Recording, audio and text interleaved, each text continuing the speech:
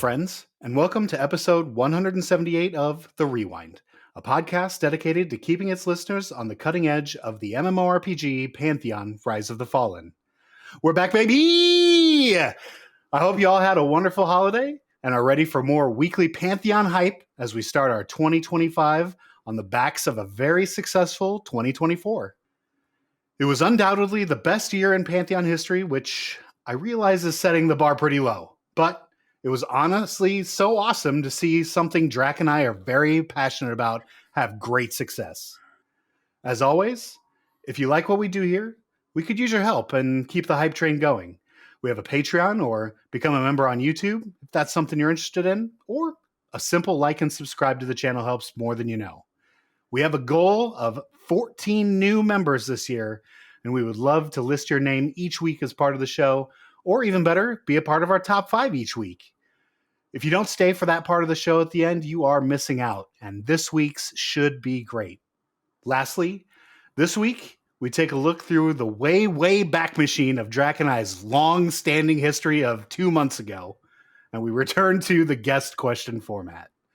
This is where Draq phones it in and asks a bunch of terrible questions while I actually listen to the answers that our guests give and ask them deep, thought-provoking questions that require more than just a simple yes or no answer. Today's guest is a my dude type of guy and has been in the Pantheon zeitgeist for a long time.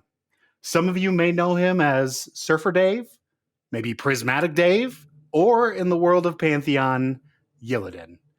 Now, on with the show.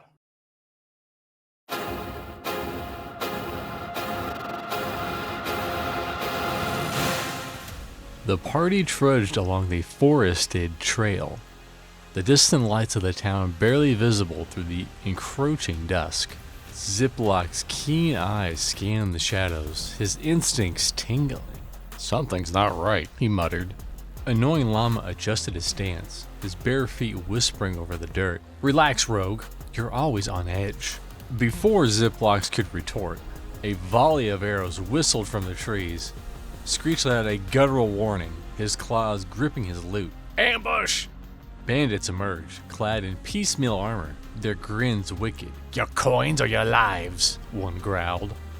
Archbishop raised his shield, a divine glow illuminating from his stout form. "You'll get neither, scum!" With a roar, he charged, hammer swinging. Anton's voice resonated with ancient power, cliffs swirling around him. "Churro, summon aid." Churro Dude smirked, conjuring a fiery elemental. "Let's turn up the heat."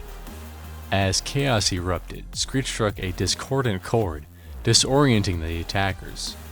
Ziplocks vanished into the shadows, reappearing behind their leader.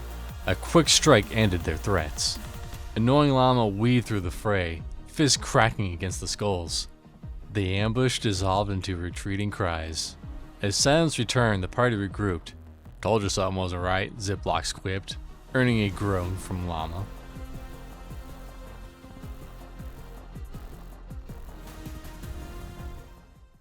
All right, well, excellent adventure party, Draq. I'm so excited to get this show going. We have a guest today. If you didn't hear the intro, Draq, which I know you don't pay attention to. I pay attention very closely. Thank you very much, sir. Right. Wink, wink, closely. Yiladan, please come out of your box and introduce yourself here. Heyo, I am Yiladan. I have been playing MMOs since 1999, where a friend of a friend at a house was playing a game called EverQuest, and it blew my mind. I don't know if you might have heard of the game, might have not. 250,000 subscribers, 1 month. I don't know, peak, high energy. Anyway, it blew my mind coming from playing just RPG games, and I was just hooked. And I was able to load it on my computer. It played it at a whopping 10 frames. Didn't care. Felt like 60. And it was an incredible experience. And since then, I've never looked back. I love it. I feel like we are kindred spirits. Draq and I certainly have that same history. Back in 99, we found the love of EverQuest and Wait. Never really stopped playing. Wait. Let's not rewrite history. I found the love, and then I shared it with you because I'm a generous guy. Generous. So generous. Well, fun fact, I shared it with my neighbor, and then I would go to work, come home, and find him on my computer in my room, uninvited, till 2 a.m. sometimes. And I'd be like... That is me to Draq. There were many times where Draq was in class, and I was like, oh, are you headed to class, and then you got to go hang out with your girlfriend or study or whatever? Cool. Can I play your computer for the next 3 hours? Sweet. Oh, the infamous, I just need to log on for a second and check something out. Yeah, 3 hours later. At the start, he wasn't even paying for his own account. He was creating alts on my account. Took me a while to get my own account, but we eventually got there. That's awesome.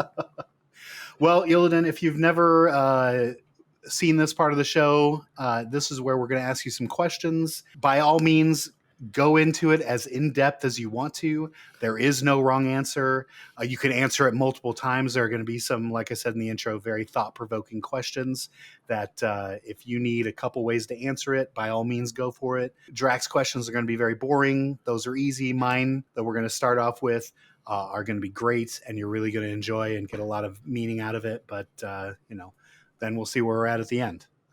All right. I mean, I'm kind of nervous here because I feel like you have to understand something. As I just turned 40, this was a big, level 40. I'm in hell level. And looking back at my journey in all these, from niche MMOs to the PvP MMOs, I actually get a little emotional now talking about past and present games and future games that are on the way. I might actually tear up a little bit. Let's see how how emotional these questions get me. I love the passion. I love it. Let's see. I'm hoping you start out with something like mac and cheese or pizza. Like that's a good one. Yeah, no. I'll debate that for days. Not a chance. That's the debate is in the top 5. That's in the later half of the show. Okay. All right. Well, first question. What made you want to start creating gaming content? It goes back to when I was 16, surfing like crazy, and I had a buddy of mine. We had a band, and he was really good with video editing, and he would just film me surfing. And we built a little surf team, and we were just editing nonstop at night, and it was very addicting and entertaining. He was trying to do something more reality based, and I was just hooked from there on out. And then something came out called Justin TV. And I was playing Vanguard Saga of Heroes very heavily at the time. And nice. I was just I found it by looking for football games online to stream. And sure enough, I saw people streaming video games and they were entertaining. And I was like, wow, like I can do this from my own home. Like, is this really a thing? Now, at the time, I was just working in a deli, just got done with college in between, getting the career started. I didn't have the money to go into that. So I kind of let it be. Fast forward about like 5-6 years ago, we're now hitting like 2017, 2018. And I just said, you know what? This is the time for me to do it. And I saw a character. His name was Dr. Disrespect. And I saw something so intriguing about him that separated him from the pack. Right. And this guy had the wig, the glasses, and he had the entertainment skills. And I said, you know what? He had the charisma. And I said, I have the same charisma, if not more than this guy. And I said, how do I be a knockoff of him, but better? And I said, well, I can't do what he is. He's all like angry. And I said, we can do that too. And I said, but he's got a theme already. And I said, where could my theme be? So I thought back and I said, well, I was a surfer. So I brought that whole surfing character, how I was when I was 16, and I amplified it like 3,000. And I researched how he did it with the green screen and the lights and getting editors. And it was just like such a dopamine after dopamine fix, doing all this and making this production and then going live and then seeing it back and seeing people react to it on Twitter. It was really, really cool. And at the time, my idea was like, I'm going to do this in the niche MMO space and it's going to be great. And I'm going to do it with Pantheon. And Pantheon was really moving well at the time, early on in the development. I was like, this is going to be the game I'm going to do it for. Right. And unfortunately, it might have they had a couple bumps. And little hiccups. There was a few dark years there. There was a few dark years. One of the darkest, which was really upsetting to me because I got to know him really well, was Brad's passing. For sure. I got to introduce myself to Brad way later in Vanguard, believe it or not, and it's when he came back. So what happened was, in a nutshell, I was playing Vanguard very heavy. Me and my wife were. She was in nursing school or just about to start nursing school, and we're just saving money, and we were so addicted to the game, and we weren't going out. We're so happy. This is before kids. We're still happy, by the way. We have kids. We're still happy. Not Draq. But man, that was the good days, right? Just Thursday, Friday, Saturday, Sunday, Monday, Tuesday, the raids. Oh, meeting so many people, the community. The game was filled with an incredible amount of bugs, but man, if you stuck with it, it's literally a top 2 MMO of all time for me. But the game went free to play. We were all excited. It was going to bring people back, and it did, and it was wonderful. But we weren't expecting that they brought a dev back, and that dev was the founding father of Vanguard, was Brad, and he came back as another person to code on the team. And, this launch day and everyone's, relaunch day, I should say, the free-to-play model. And he's in, I saw him in the chat and in the out of character. I just messaged him and I just said, hey, listen, thank you very much for making this game. I know it wasn't the way everything panned out, but just let you know that you helped me and my wife save for a house. It was an incredible experience, and we're looking forward to the years to come. I didn't expect him to respond back. Sure. Devs are busy. I mean, today I talked to a dev. I'm lucky to get one answer back or one word. And he just really wrote back a really nice letter back, like in a big full-blown paragraph. And we started shooting it, talking about Pantheon and Vanguard and EverQuest and other games at the time, Tabula Rasa, like what I saw that like could be potential. And it was really cool. Fast forward, all of a sudden, the game goes down. Unfortunately, it was expected. And here we are, Pantheon's coming out with their first Kickstarter. And I messaged him on Facebook, had him friended. And we just always had small talk from there, like, little bits here and there. He, apparently, it wasn't just me. A lot of people got to know Brad on that little bit of a level. He was really kind during this time in his life. I don't know him prior, but he was always willing to answer questions and, but very motivated. And I'm just a player. I wasn't a backer yet. Did I back Kickstarter? Of course. Did it win? Did the Kickstarter get going? No, it didn't. But eventually, they started their own thing, and I didn't support right away, but they did eventually come out with the $1,000 to play the pre-alpha, and I didn't do it right away. But then they were like, basically, hey, you can pay a monthly payment on it, and I said, all right, let's add this to the student loan debt. We'll do that. Yeah, we did it. And they made money because it was $1,300 later because they got to get a little interest on it. Absolutely. But you know what? Hey, it was for the cause. I went into it not expecting anything, right? I just said, this is for the cause, and I'm going to be able to play this game a little earlier because I was there. You were there. A lot of people were there, and I'm going to tell you where it was. It was the first ever Twitch stream that they did, Pantheon. Yep. And it was just a casual day, and they were talking about making that, spells were fizzling, people were wiping in their little group. They were talking about making drinking games with the fizzle. I'm watching this chat. There's like I feel like I want to say 11,000 people at the time. People were just screaming, take my money. There was nothing special about it, graphic wise, right? But this is where a lot of devs, I feel, missed the mark, is you don't need the spectacular graphics. What you need is the soul that embodies the spirit of EverQuest and Vanguard. And they nailed it in this little zone, right? And it was just incredible. And that was it for me. I said, say less.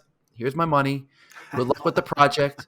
And maybe I'll get to play it here and there. And see you in 10 years. See you in 10 years. Well, listen, I mean, they were moving really fast early on, right? You remember, Sure. Like, they were moving. We were watching Jim Lee's streams, one of my favorite artists, where the X-Men series, he did a phenomenal job writing for that. He was streaming with Brad all the time. I thought that was cool. I got to play the game in the pre-alpha sessions that they were doing, and I saw a good amount of the zones, and then I started to notice some things, and you saw it on Jim's stream too. It was kind of looking like Vanguard, and what I mean by that is falling through the world. The bugs were starting to show, and we took it as, okay, this is pre-alpha. They got to work this stuff out. But it was becoming more apparent. I even was getting a little worried, like just watching it more than actually seeing it play in game. Because I was 5 years strong, or how many years from start to finish with Vanguard. And you fall through the earth was like, if you did a drinking game falling through the earth in Vanguard, you would be drunk in like an hour. So I started to notice the same stuff happening, and I was getting a little concerned. And then again, I'm not a dev. I didn't know any of this stuff. I was actually, years later, we saw Baz's video come out talking about the coding and everything like that. Unfortunately, Brad passed away. That was very devastating to the niche MMO community. And honestly, I mean, to the MMO community in general, because you look at the devs from World of Warcraft, some of them came from EverQuest, inspired by EverQuest. Yep. Final Fantasy XIV, inspired. So this was like a founding father of the world builder of MMORPG that started this whole, Trailblazer passed away. I didn't know what to expect with the game. And then, they said they were going to continue. And I had reserved my opinion on it, and they went dark, and some of us didn't get I think we were playing the game once a year at that point, maybe once every 2 years for a little bit. It was pretty rough. Yeah, it was a rough time. Understandable to a degree. I understood it when I saw Baz's video. I knew about it, but Baz really explained it well with the network infrastructure and how they were trying to make this coding. Because now look at this game, right? It's running really good. It's super steady. It's super steady, and it's good. And there's no bugs that I saw from the early days showing up right now. None. So, man, they say, 2 steps back for a leap forward? So they took 2 yards back to make one giant leap forward, but it worked. Okay, next question. What, in your opinion, is the greatest moment in gaming? Tim the Tatman winning Fall Guys with over 300,000 viewers watching. When he finally got his crown, I think that might have been between that and Dr. Disrespect's return stream and getting first game back. This is the first time he came back after he left. Comes back and gets a big a win on the first game in PUBG to, I think, over 100,000 viewers as well. So I think those are 2, if you say from a big gaming industry standpoint, that was huge for the gaming industry. It was very viral on the social medias. I think it even made a couple news channels, especially Tim the Tatman's, not so much Doc's, but Tim the Tatman's was in a perfect time. Not a perfect time. The perfect storm, right? It was COVID. Everyone's inside. This guy can't get a crown to save his life, and he's the devs are mocking him. Everyone's mocking him, and it just became must-see TV, and he eventually got it. It was actually one of the most incredible moments, in my opinion, of gaming history was Tim the Tatman getting a crown in Fall Guys. Very nice. Very nice. All right, on to Draq's boring questions. Listen, my questions are the questions that people actually want to hear, other than Dymlos' little vague cloud questions that he does. So we kind of already covered this a little bit. You started at the very beginning, very beginning with Pantheon. So we'll just kind of move past that one. What are your other favorite, besides, of course, Vanguard, what are your other favorite past MMOs? EverQuest, obviously. There was some I didn't like. Let's see. Anarchy Online was interesting. The only thing I thought I liked about Anarchy Online was how community-based it was in the towns. Like, you had to stand in a line to use the vendor. I thought that was really unique. That wasn't happening in any games. Oh, wow. I missed that one. Ash Sharon's Call was a lot of fun. I liked Ash Sharon's Call because they had a lot of community things going on, GM events that were part of the world. It wasn't just like an event like for a day. There was as they moved the story along, the devs would play the characters. Like, there was a character, it's been so long, that was like basically like super immortal. And there was this guy called Timmy the Enchanter, who was the highest level person on the server. And even he got like destroyed by him. It was this whole thing. And then they destroyed this town that everyone loved. It was, but like during these early eras, right? So I thought that was cool. As Sharon's Call doesn't get enough love, I feel, as a game from back then that should get more love for what it did. I wanted to like EverQuest 2, but my computer said no. So I didn't really play it much. And your computer ran Vanguard, but not EverQuest 2? Well, this is before Vanguard came out. So like by the time Vanguard came out, so are we ready for this? Really short and sweet. Get a student loan. Of course, I take $4,000 as student loan and bought an Alienware computer. Yes. That's how it's done. That is how it is done. Two 580s SLI. I think it was the first like SLI thing that came about. I was such an idiot. I'm still paying for it. Worth every penny. Worth every penny. There's no regrets because I love that game so much. I got in that game in like, I think my one of my buddies in college had a beta 2.0. He was like, I'm not playing this. I'm like, give me that. I'll play it. So, and I never looked back. And don't worry, it took a long time for computers to catch up to EQ2. It wasn't just yours. I find today, like I finally can play the game. Like, yeah. What interests you in Pantheon that really no other MMORPG has? What drew you to Pantheon that's kind of original? We don't have group focused games. We don't have community focused games anymore. Everything is cash shop, single player, PvP, raid. Yep. Questing. There's nothing of group focus. I mean, I don't need quests. I there's a lot of us that are like that, don't need quests. Like I don't think I've done a single quest in Pantheon, and that never gave me a bad experience so far. Like I don't need them. I mean, I get it. I did quest in EverQuest, but like Staff of Wheel, it took me like I was like level 30 when I finally did like my first quest. Or all right, I did a stupid little mail quest and hand in belts, right? Like the basic. Like no one needs that. The people that are playing these games, they're not coming here to play questing WoW games, right? If you're playing Pantheon, you're looking for that EverQuest, or if you played Vanguard type of experience. You're not looking for another WoW Final Fantasy 14 clone. You're looking for a group focus, harsh world environment, make you feel that when you leave your starting city or wherever you are, that there is a little bit of a sense of excitement, fear, and wonder. And no games have that today. So that's what drew me into what Pantheon was kind of doing, and being led by Brad. So that gave me a lot of confidence. And I mean, who's the other dev?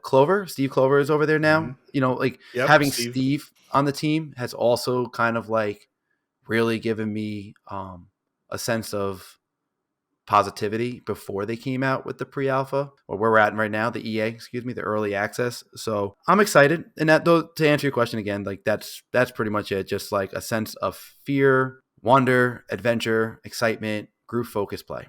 Well, let me ask you guys this, and I'm going to flip it. I know you guys are kind of got questions for me. I'm going to give you guys. I'm going to flip it real quick. We're going to give you guys. I want a yes or no answer on a couple of these. You guys ready for this? We're going to flip it. This is the first time ever, baby. We're flipping it today. Yiladan's breaking all the rules. Breaking all the rules. I already answered a 27-minute question. We might as well flip it. Here we go. Absolutely. Community in an MMO. Yes or no? Yes. Okay. Yes. Group focus game versus just doing questing. Yes or no? Group focused, yes. Okay, group focused, right. I like both, but I much prefer group. Would you rather have a giant open world, like with zones that go on forever, like something like Ashes of Creation? Shout out to their desert. That's having a lot of issues.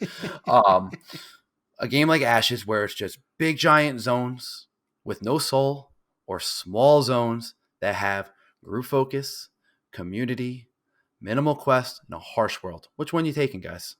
I mean, this isn't even a real question, right? Well, we were just talking about this today because Pantheon in the past, and you probably been around for it, was talking about being zoneless, and I've always said the moment they said that, I was like, that's not a good plan. Zones create barriers and create internal groups within your game, and it creates internal content within your game. Yes, I think it's very important to have zones in the game. It's just like. It's almost like, all right, when I zone as a leveler, like I'm level 10 and I go into another zone that's the next level zone. I zone into Avendir's Pass because I'm kind of out leveling the throne fast. There's not much really for me to do in there. And you hit that zone. It's like a sense of like you're in a new club. Mm-hmm. Like, hey, I'm in the 10 to 15 level club now. Like, this is nice. And it gives you like a sense of new wonder and exploration, where if it's just like me walking through it and like in WoW, and all of a sudden it just says the name over it and it flushes and seamless, it doesn't have that. But at the same time, I understand it from a development standpoint and a player that's, because Pantheon wants to bring in new people too, right? They want to bring in new people that play these current MMOs. So they got to bring some elements. And I do feel, as much as I love zones, those people are going to be like, what is this zoning stuff? What is this? This is horrible. Like, why is my game stopped to zone into another? Like, this doesn't make sense. Some of them probably want like that feature of just seamless going into from one zone to the next. It's but just another thing that they have to fix, and it goes wrong, and it's like when we put computers inside of cars. Like, it's just another thing to go wrong. Yeah, it's nice to have, but now I got to pay for it when it breaks, right? So it's a niche MMO. You're 100% right. It's a niche MMO, but at the same time, it's like, well, if you're going to be a niche MMO, then maybe zones are like really. It's okay. It's okay. Nobody cares. No one cares. Who cares if Asmongold and his 24,000 viewers at that time are like, oh, this is ridiculous. Well, let me ask you something. Were any of those really going to play anyway? No, they're Final Fantasy 14 players. They're Ashes of Creation people waiting, and they're World of Warcraft players. They weren't even going to be there to begin with. So who cares if they say this is stupid? They're not your player. They're not your target audience. Right. If you want that to be your target audience, then yes, you got to come out of that niche space a little bit and start meeting little things in the middle for that. And one of those things would be something like that, and adding a lot more quests if you wanted to go that route. But so far, we're not really seeing that, right? So I know there's quests coming. They are coming. They have announced it, but I don't think it's going to be at a level where it's going to hurt the group focus of the game. I did read, I think in the patch notes, did you guys read this too? Where they are going to have like more like small group focus content for like mobs. They put some in today. They put some solo content into the game. Yep. Cool. Higher level solo content. Yep, absolutely. Because I am at a point, I played a wizard intentionally, because if I played a cleric or healer or a tank, it would have been a lot easier to find a group. And I find like I don't go out there and try to preform groups. I go out there and say level 10 wizard looking for a group, or level 11, whatever level I'm at the time. And it takes a long time, even if I go LFG, because I'm not that niche class. And I have found in the later levels, there is a lot of soloing going on for me, but I'm a solo class too. Technically, I can do that no problem. But I like to group, and it's been hard. So I do like this idea of them bringing in like small group focus, because I have been able to get like attempts to start a group, but we've never been able to get like a tank per se or heals. So I would like to see more small group focus content in the game, where it's like you got 3 people, no problem. Here's an area of the map where there's like you get 2 or 3 guys, you can get this and move along with experience. And then if you get a tank and heals, then you can move into even better stuff. Yeah, I think that's one of the strengths of Pantheon. The 2 to 3 people content is really good in some places, and really in some level ranges. It's really good XP, and really getting together a couple of people and grouping up is really advantageous. I think that's really a strength of Pantheon for sure. Also, don't give up on the wizard. I think as soon as people actually figure out that the wizard is almost a must-have in groups because of what they bring to the table, they have a lot of damage, which you do need, especially to get through some of those mobs.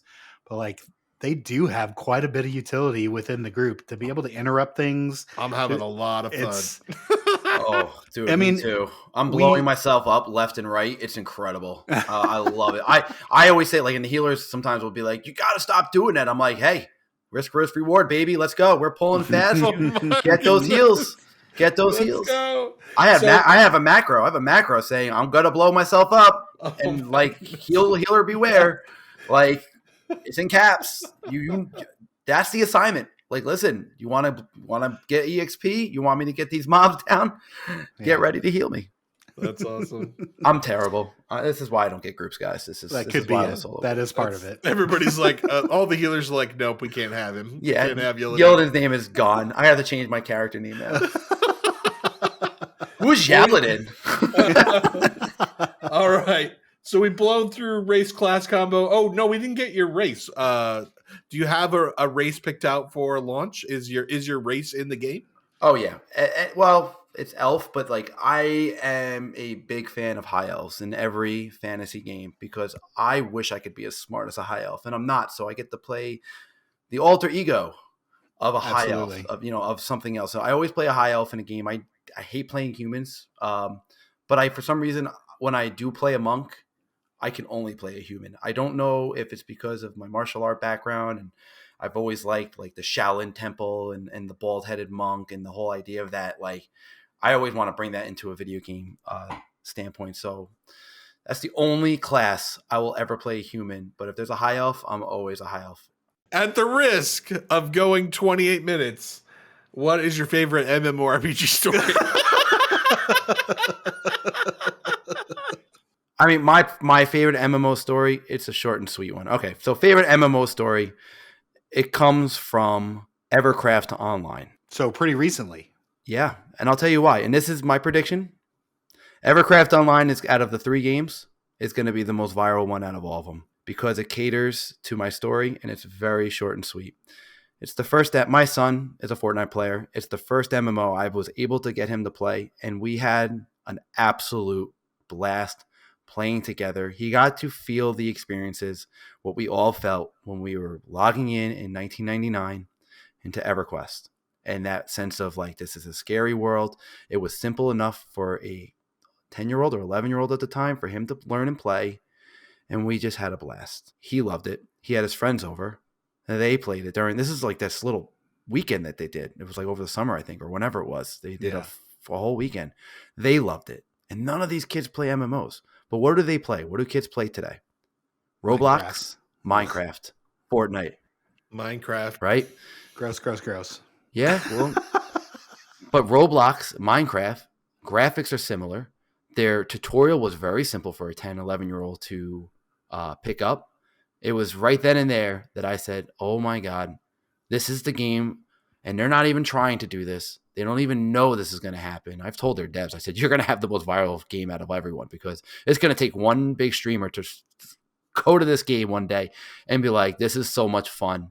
And they're just like, it's going to be like a Mr. Beast type of streamer, right? Like someone like that. And you're just going to like have an absolute blast. And it's going to go mega viral because it really does cater to the new generation. Because what is the new generation? They don't need great graphics. We're the generation that chased the realism.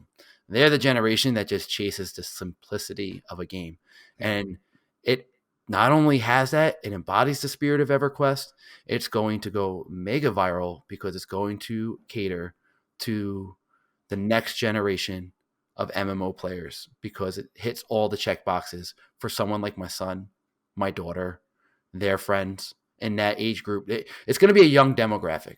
I'm telling you right now. It's going to have an older demographic, but it's going to be that game. If you have a kid, I would bring my kid to play that game over Pantheon. Nothing against Pantheon, but Pantheon's a little more complex where this game is just fun. The music is good. It has that poppy, happy spirit of an old school spirit in it with mainstream where kids like today in like games like Roblox, Fortnite, games like that, and I just think it's going to be that game. So it was a really, to answer that question, that's my best MMO story because we got lost, we laughed, we just walked away and high-fived each other and we're like, that was great. We took an hour break and he wanted to jump back in. Normally nice. I force him into a game. He's like, yeah, I love it, but I got to ask him if he wants to play. He came back to me and was like, hey, Dad, can we play that? And I was just blown away. Like I play Fortnite because that's his game. And that was a game that I eventually loved because of that. And my best, our first win in Fortnite during COVID was a huge moment, us jumping around. And we had similar moments in an MMO.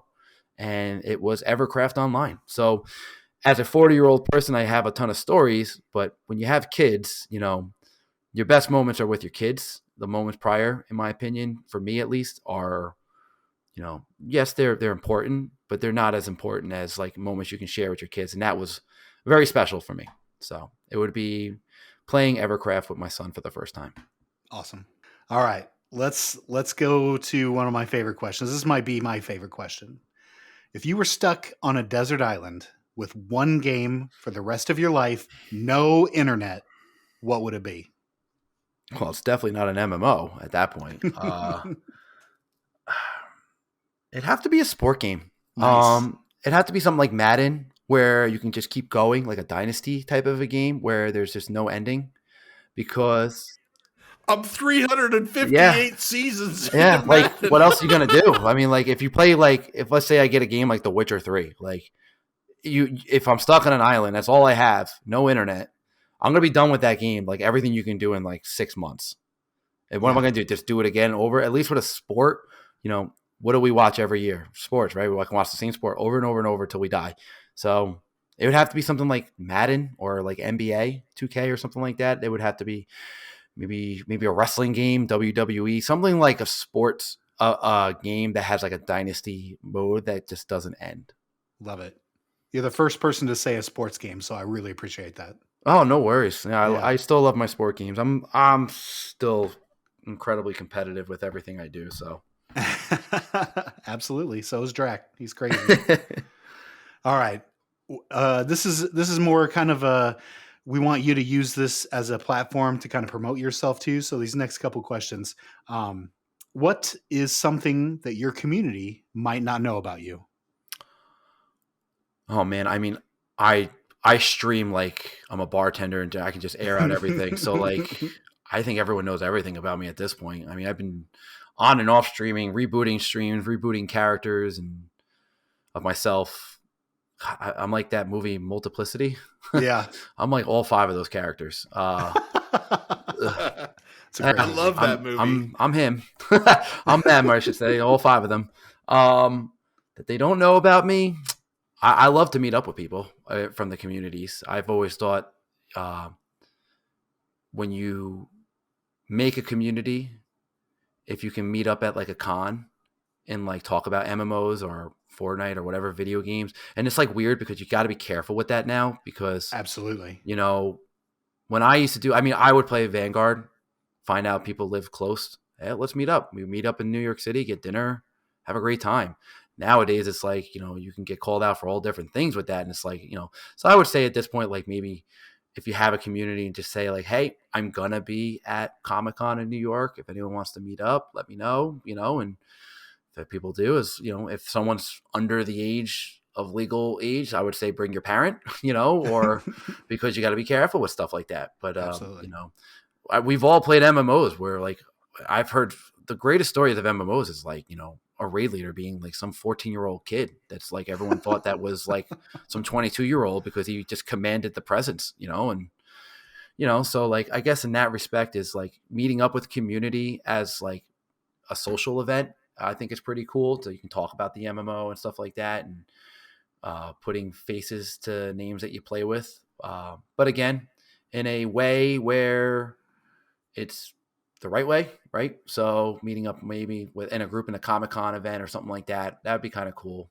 All right, last question. Here we go. Okay. Describe what types of content you do for people that may have not seen your videos. So at the moment, I stream on and off. I actually like streaming to low viewers sometimes because it's cozy. Yeah, like I used to stream.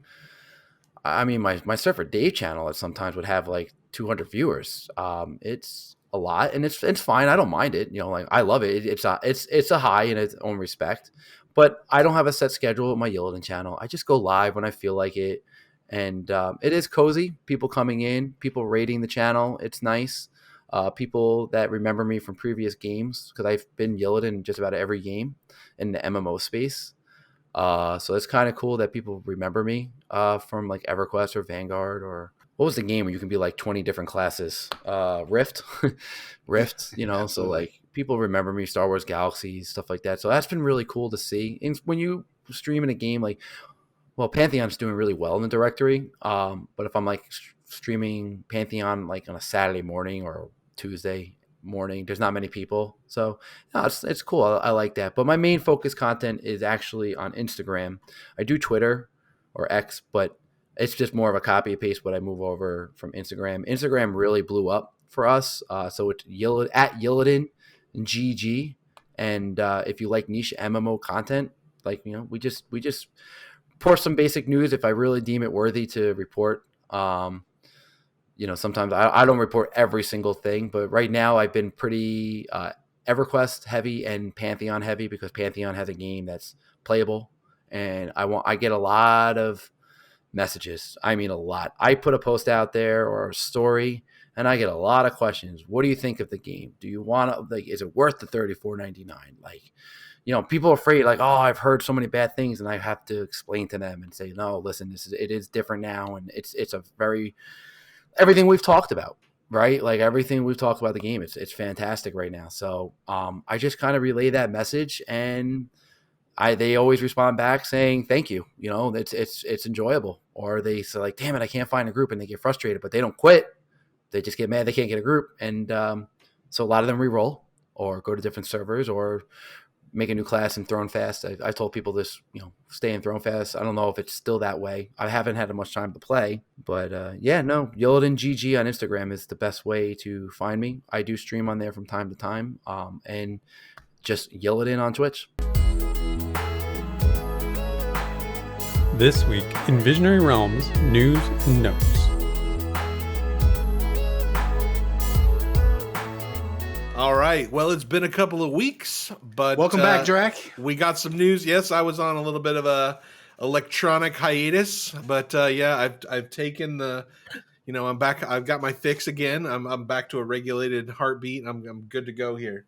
So we have We have quite a bit. We've had 2 patches, Dymlos, since we've been out. 2 patches. Isn't that crazy? Why do we always go offline when big stuff happens? I Just feel seems like to be our thing. I feel like VR is like, hey, they're not going to be doing the rewind, so yeah, let's just slip some patches in there while they're out. But Savanya is smacking some people down. Yeah. So if you are on the official Discord, or you have friended Joppa along the way, or any of the other devs, you are not to message them directly. This is a giant no-no. I can't believe people even think that that's okay. Why would you message someone that is busy working on the game when they have someone in place that is for PR specifically? The audacity. I mean, I think it's a little bit of a double-edged sword, because Joppa, on his stream, he'll tell people to DM him, and, once you start DMing I don't him, think it's Joppa. I don't think hard it's to Joppa stop. that's complaining about that, because he's building his community. It's different. Right. Yeah. I think it's the other people that are working on it, the Kyles of the world. Yeah, if you're DMing Kyle, then stop. Just don't knock it off. DM Kyle. Also, quit duping items. I didn't know that was a thing, but apparently it's a thing. You're gonna get your account deleted, and you're gonna get suspended and or banned. So what the heck? Like, if you're doing that, I don't know how that works, but apparently it's a thing, because Savanya shot a little shot across the bow. I'm ready for them to stop going across the bow and plunge a dagger into these people's hearts. I know Gulo agrees with me, but I'm glad that people are finding this so that they can fix the issue. But man, I hate having to deal with this already. I guess better now than later. So we'll get to some patch notes. Dymlos, I don't know if you know this, but ports are now in the game. I do know this. You ported me for the first time. I know. I am high enough level. I have ports. I've been porting people around. It's super fun, and also super necessary, because the Throne Fast crowd and the Wild's End crowd, they're separated, and that run is no joke. So getting people across is necessary. But how fun was that journey? Oh, it was good. Good. Super fun. It was good. Loved exploring it. It was a Pantheon moment. Dude, 100%. And when no one knew, and we were all just randomly walking around trying to find zones and trying to find where the heck we were going, it was so fun. We did it through a YouTube video, me and a rando, and we became best buds. And it took us an hour, but it was that old school feeling. That's what we want, right? This is what we want. Exactly. This is totally what we fine want. with it. I'm sad that ports are in there, because it stopped that. Like, no one has to deal with that anymore. Because there's not a lot of people running back and forth anymore. Yeah, it's ports. Eventually, I think they're gonna readjust the levels. I don't think you're probably gonna get ports till later. So, but for now, hopefully that's the case. Port away. But I get it. We did need people over in Wild's End, and I know that Yilidan ran into this issue. Is there was no one in Wild's End. If you didn't have a static group, you were not finding a group. It was tough. It was a tough situation. So we needed it. We needed ports to get people over. I agree. I still feel this. You should have to make the run at least once and to unlock the port. That's not a bad idea, and I'm sure that they could enter that in, but we're kind of in a place where that's not happening for now, but that's definitely something that they should look into. And I think they mentioned that for wizards that have to do that, like Draq has to run to the place before he can get his port there or something along the lines of that. So. Oh, that's cool. I like that. Yeah, they've definitely mentioned that in the past. And I think that's a good idea. I think that you should have to hoof it to every portal before you get it. We also have we have squashed the NPC talking bug. So if you didn't know, if you said a say in and that everyone could see, then all of a sudden mobs, gather the flowers on the ground, goblins, everybody would start saying whatever you said in say chat, and it would just repeat over and over again. They finally squashed it. Kind of a bittersweet day because obviously we don't want that, but it was kind of fun. It was pretty funny. I'm glad it's gone though. It's stupid because it makes you think like something's happening, right? Like it triggers your attention and it's not good. All right, let's move to some more region patch notes. Well, this is like breaking news patch notes because this is for the day that we're recording on Tuesday.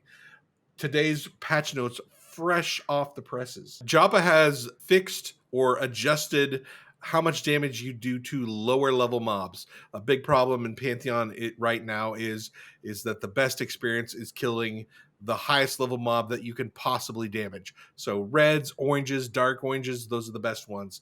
So he's increased the amount of damage that you can do to lower level mobs, hopefully so people will kill more blues and light and greens and those type of mobs because it needs to be more balanced. Well, for sure, I know that they want the sweet spot to be an even con, right? Like you should be fighting stuff that is your level.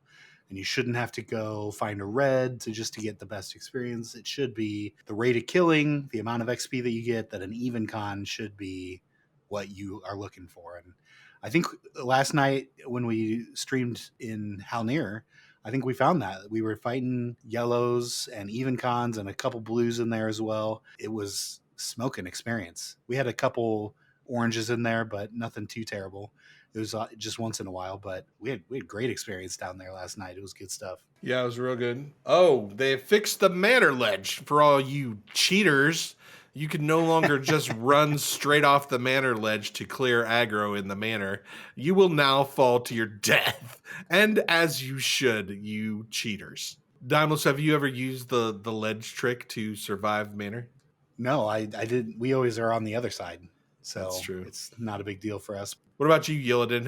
Have you ever been up to Manor and seen that?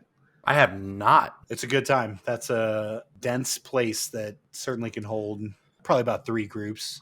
Definitely get there. It's good experience. What level is it again? 15, 16? 15-ish, yeah. I'm almost there. You guys have alts? Who wants to play with me? Let's go. I don't have any alts. I've got my one We've character. been rolling with mains. We've been so focused. Yeah. That's all right. Hey, that's good. That's just a testament to how fun the game has been. Yeah. And we've played all this stuff before too. Like we have not hit anything new for a while, other than Wild's End. I guess I take that back. Wild's End was obviously all new, so that was great. But like now that we're in our teens, we're hitting places we've hit before, maybe not as often.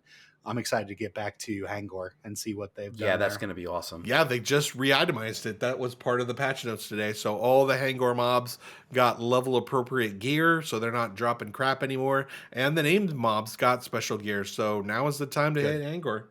Very fun. Hangor's a good time.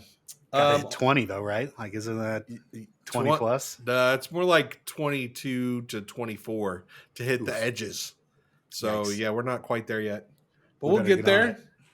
We'll get there. Also, one of the other really big changes was sad, very sad. They took out the torch. Well, they didn't really take it out. I don't understand why you're sad about this. Oh my goodness. This is so stupid. I'm sad. I'm very sad. Oh, so dumb. This is the death I got to of start a Torch hashtag. Wizard. Good. I'm starting a hashtag. Yes, right now. Bring back the torch. Bring back the torch. Yes. I don't like it. Yes. I don't like it. All the wizards are sad. Well, you're the only 2 in the whole game, so Oh, the torch was so fun. It forced one person in your group to be like, you have to think about the group. And anytime you can get anybody in your group to think about the group, I think that's a good thing. And like, I just love the torch. And now it's got its own slot and you don't even see it. And it's like, everybody Might as has well a just bring torch. back the lantern belt. I don't understand either lantern belt or why don't we just make all the int casters cast mage light and call it a day? Like, That would be the better play. Yes, that's the play right there. yeah, I agree. Why are we screwing with an inventory slot that everyone has and just uses all the time? Like, that's dumb. Well, sounds like you need to attend a Joppa stream and convince him otherwise. I gotta lay down like 20 subs, I think, before he'll listen to me. So just don't send him a message. Don't send him a direct message. I won't send him any messages. I won't. Dear Kyle, will you get rid of this?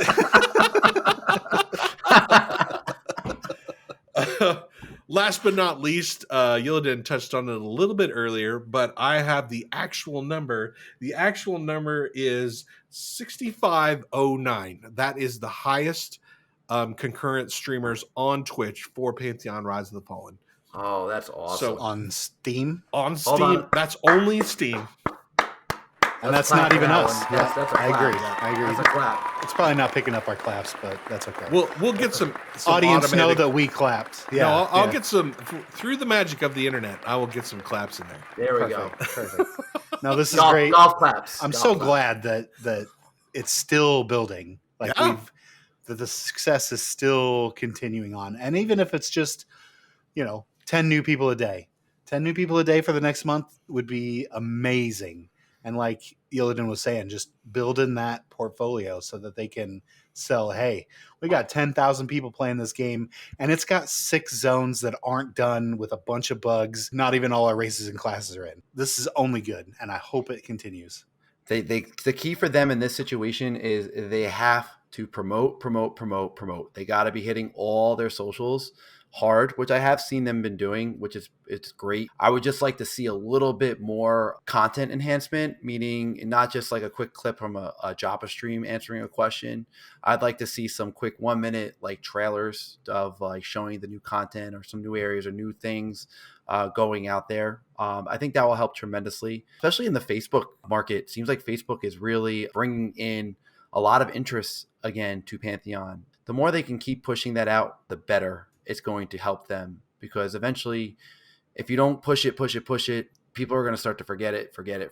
And that's just a little area that you can just a corner of the market to help increase those numbers. Like you said, 10 a day, you may get 3 a day just from social media, which is great. Absolutely. It sounds like they probably need to hire someone to do that, because that was Minus, right? Like that's who did those videos for a long time. Well, it was Minus and then Fire, but I believe he didn't really do videos, right? Like he just he did videos, but I believe he was paused.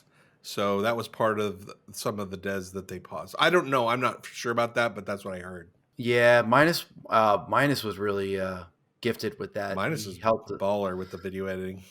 Oh, but he did really good job also with Pantheon during those strange years before the 24/7 was announced. Absolutely. So if they can get someone like him to come in that just had that passion for the MMO space, because you have to have the passion to want to do that. Otherwise, if you're just posting copy and pastes, it's going to get old quick. And he was really good with putting his heart and soul into it, because he had heart and soul for the project.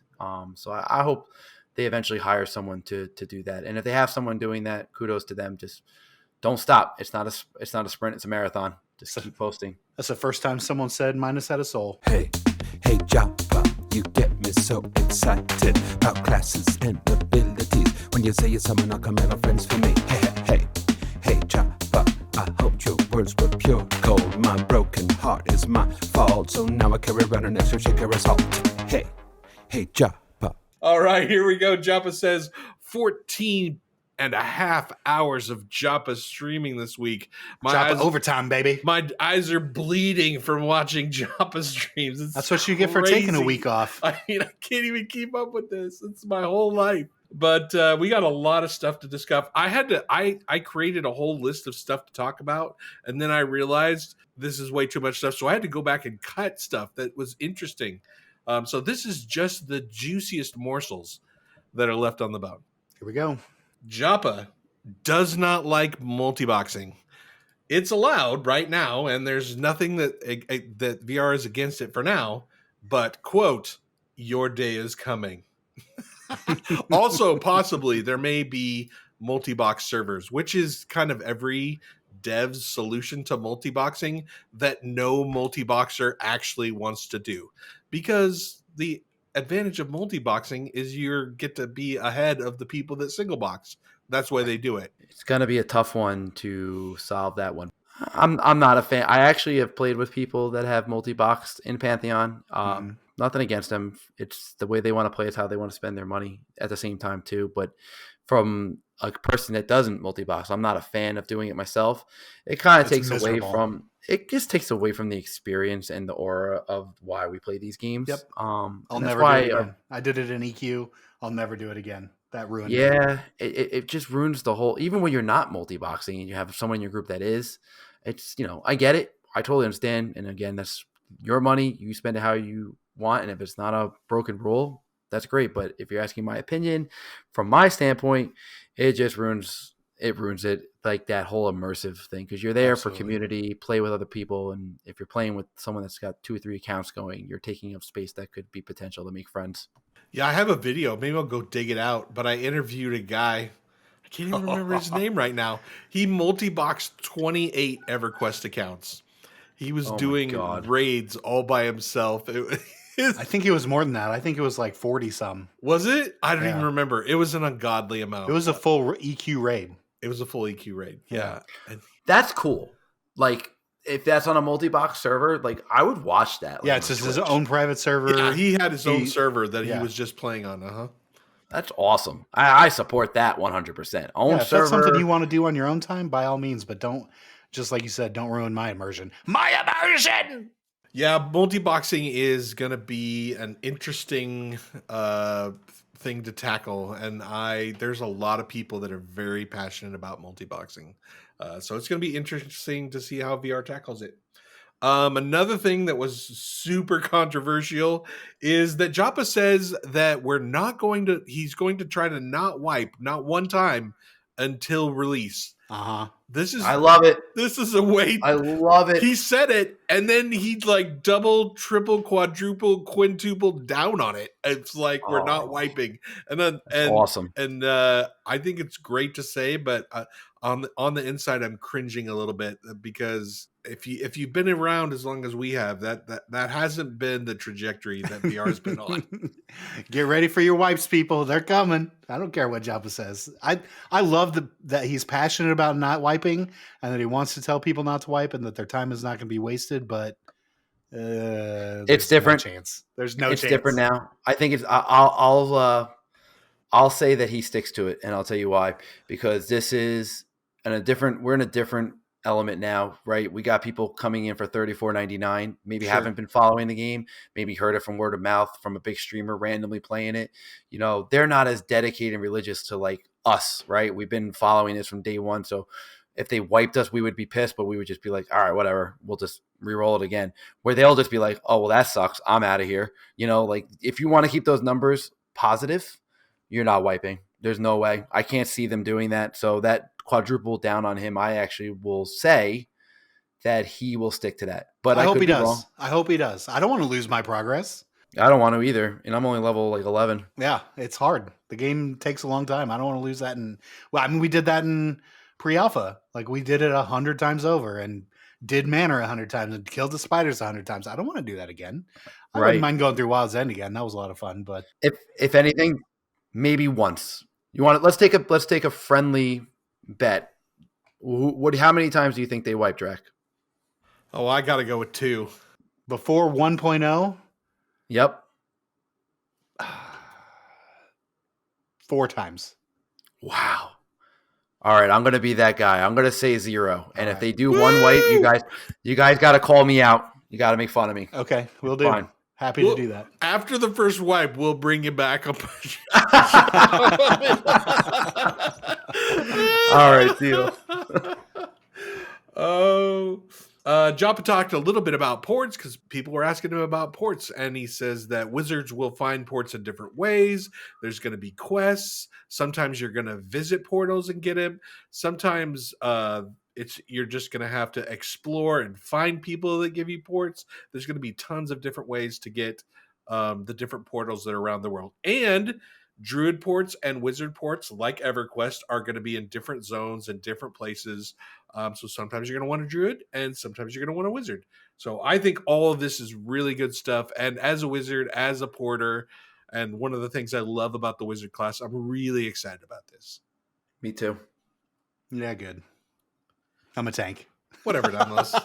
You wanted You'll to need us. Shut up You'll and need pour me. us. Pour me, Draq, pour me. Hey, listen, the money is going to be great when this first comes out. For sure. We're going to make so much money. so much gold. So much That's the gold. reason he does it. There's So no much other gold. reason he plays a wizard other than to port people for money. It's a great answer. It's a great It's reason. amazing. It's amazing. I'm Scrooge McDuck rolling around in my bank vault with port money. Life is like a hurricane. Yes. In Duckburg.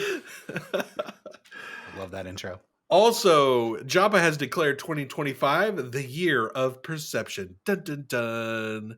Are you guys excited about this? Did you just play the perception sound? I can. Through the magic of the internet, I will play the perception sound. You know what? Am I the only one that feels like also Pantheon has like a sense of Breath of the Wild? No, Oh, you are not the only one. That's Joppa's a huge inspiration from Joppa. Well, And he has said it multiple I mean, times. I'm a big music guy, right? Mhm. I make my own music. I've played in big cover bands, whatever. I love the music in Pantheon so much, but man, do I get Breath of the Wild vibes from the climbing, Yep. the music, the perception system. It is like, and there's nothing wrong with that at all. What a great things to take Yeah. from a great game, right? Like I think There that's was a while there genius where idea. Joppa just kept playing games and then stealing stuff from it, and Breath of the Wild was a huge one. I mean, we instantly saw it when the stamina bar showed up. I mean, that's Breath of the Wild stamina right there. Like, there's no question. Yeah. You get knocked. Yep. It's like getting knocked in Fortnite or Call of Duty. I think that was a fantastic idea. I love that idea. I do too. You can get revived fast from someone. Hopefully we get that gliding in there too. Come on, Breath of the Wild gliding. Let's go. Oh God! Wow, he really does take inspiration. Oh, for sure. For 100%. sure. 100%. He loves that game. I don't follow like the devs really that much. Like I'll every now and then check into a stream. I like to be excited to like get surprised. Yeah. You know, like I don't want to know every little thing. I'll read patch notes, but I don't go out of my way to like. I've talked to Joppa like once or twice, maybe like I might have gotten a sentence out of him here and there, but other than that, like you know, I like to be surprised. You know, Sure. at the same time too. So like what they bring out, that's great. And I also don't want to be let down when they announce something and then they can't do it either. Because we got to be realistic. This is a indie studio, right? This isn't AAA. Not everything's going to make it. So Now I've got a solution for you, Yilidan. All you have to do once a week, anytime you want to, you just hop online, listen to the rewind. You'll be all caught up. You don't have to do anything. You don't have to watch a Joppa stream, nothing. You just have to watch our hour and a half little episode or listen to. We don't do any real video. YouTube, Spotify, all your favorite podcast places. Joppa talked a lot about the druid. I'm not going to go into all the details because not much of it was like concrete. But Joppa did say this one thing that really irked me, and I just got to get it out there. He said, and I quote, druids will flex into damage and quote, will be quote, mini arcane wizards, unquote. Get out of my lane, druids, get out. They're nature wizards, Draq. What did you think was going to happen? No, they're healers. Make them No, healers. They are Sit in the the jack back, of all trades. Cast the They heal. do everything. Get out of my lane. they are like the Boston Red Sox to the New York Yankees. Yankees are the like, we don't care about druids. We don't even like druids. If they say they're LFG, we look for the next person on the list. 100%. Where's the shaman? Yes. I will tell you Find right a now. shaman. This is why. Yeah, invite the shaman because that's how I am. And I think every wizard. Don't let a wizard run a group. One, they go AFK, and two, they will pick. They will not take You're the telling druid. all the wizard secrets. Oh, yeah. We talk about it in the weekly council meetings too. So, none of us like druids. I was AFK for 2 hours and my group didn't even notice. Yep, and they still couldn't. And the druids still couldn't match us in DPS. So That's hilarious. yeah, we don't like druids. 100%. We do not like druids. Get out. I like druids. I'll say it. Joppa talked about how he thinks Brad would be very proud of where Pantheon is at, and that he thinks that Pantheon is following Brad's vision, which is very important because we have a YouTube channel, and I have like half the comments on our YouTube channel. Half. I'm not even I can't kidding. even look at them. Half the comments are, this game isn't following Brad's vision. Brad's rolling over in his grave, blah, blah, blah. I don't know. I mean, if you There's played, no way. well, here's the thing: you got two different visions of Brad. Like EverQuest and Vanguard are two totally different visions of games. But there is the core value of group focus and harsh environment and dungeon crawling. But but at the same time, they also have drastically different stuff. And if I were to touch Pantheon for the first time and you sat me down like Linus Tech Tips and gave me a computer and said, play this for an hour and did a video, what do you think it's going to be more? I would say the game plays more like Vanguard. Yeah. And that's one of his babies. He left to make that game with Brad Butler, Steve Clover, all them. They went and they made that game on a vision, so a different vision. So I don't know if he's rolling over in his grave. He's I think not. I Neckbeard expectations are just way too much. Well, It's there's the get off unbelievable. my lawn. There's the get off my lawn old school players, and then there's the ones that like the type of like innovative ideas that he came out with later on. Vanguard only failed because of the bugs. Let's just be very real. That game was a solid launch, and everything was done as intended. What? That game would Did you be just very say that successful. Vanguard was a solid launch? If Okay, good. Because we were about to come to blows. No, I think the average level for every character created was like level 2, or I only think it was even level 1. It was wild. It was a weird not stat. good. It was not good. It was not good at all. But I mean, the bugs were just awful. But imagine if the game launched super successfully, optimized, it would be great. It'd still be here today. Oh, without a We doubt. would still be playing it. No Yep. questions. There wouldn't. I don't even think there would be a Pantheon. I kid you not. I don't think there would be a Monsters. I think if that game had a successful launch, we would have saw a lot more games similar to Vanguard from like bigger studios. But You might be right on free to that. play world. You might be right on that. All right, our next little section of news is straight for Dymlos, because I know how much this just really touches his heart. Joppa talked a lot about a PvP server, and it's going to be the Wild Wild West, and it's coming like maybe the end of February-ish. Great. And Wonderful. he's just going to throw it out there. It's going to be Rilo Zek, and you're going to get to loot people's inventory and coins, not like their inventory that's their equipment, but like whatever's in their bags and stuff. I love it. Yep. I absolutely love it. I'm totally playing. That's going to put their viewers up to 10K easily. No way. Yes, No way. I'll put it There out were 10 people that played 247. There's no way that a PvP server doubles the amount of people that are playing this game. Okay, another friendly bet. Here we go. Okay. A month after it drops, I predict they'll have 9,000 players active in one night. I bet you'll see it. 9,000 Total? And we're already at Total. 65? You know, What if it hits 9 before it even gets there? Okay, so whatever number it's Let's say at, this. whatever number it's at, I will say give it a month later after it releases. So if they're at 10,000 already, and then that PvP server drops, give it 30 days, they'll be up another 4,000. How about this? In 1 year after the PvP server drops, if it's still around, you win. All right, bet. Deal.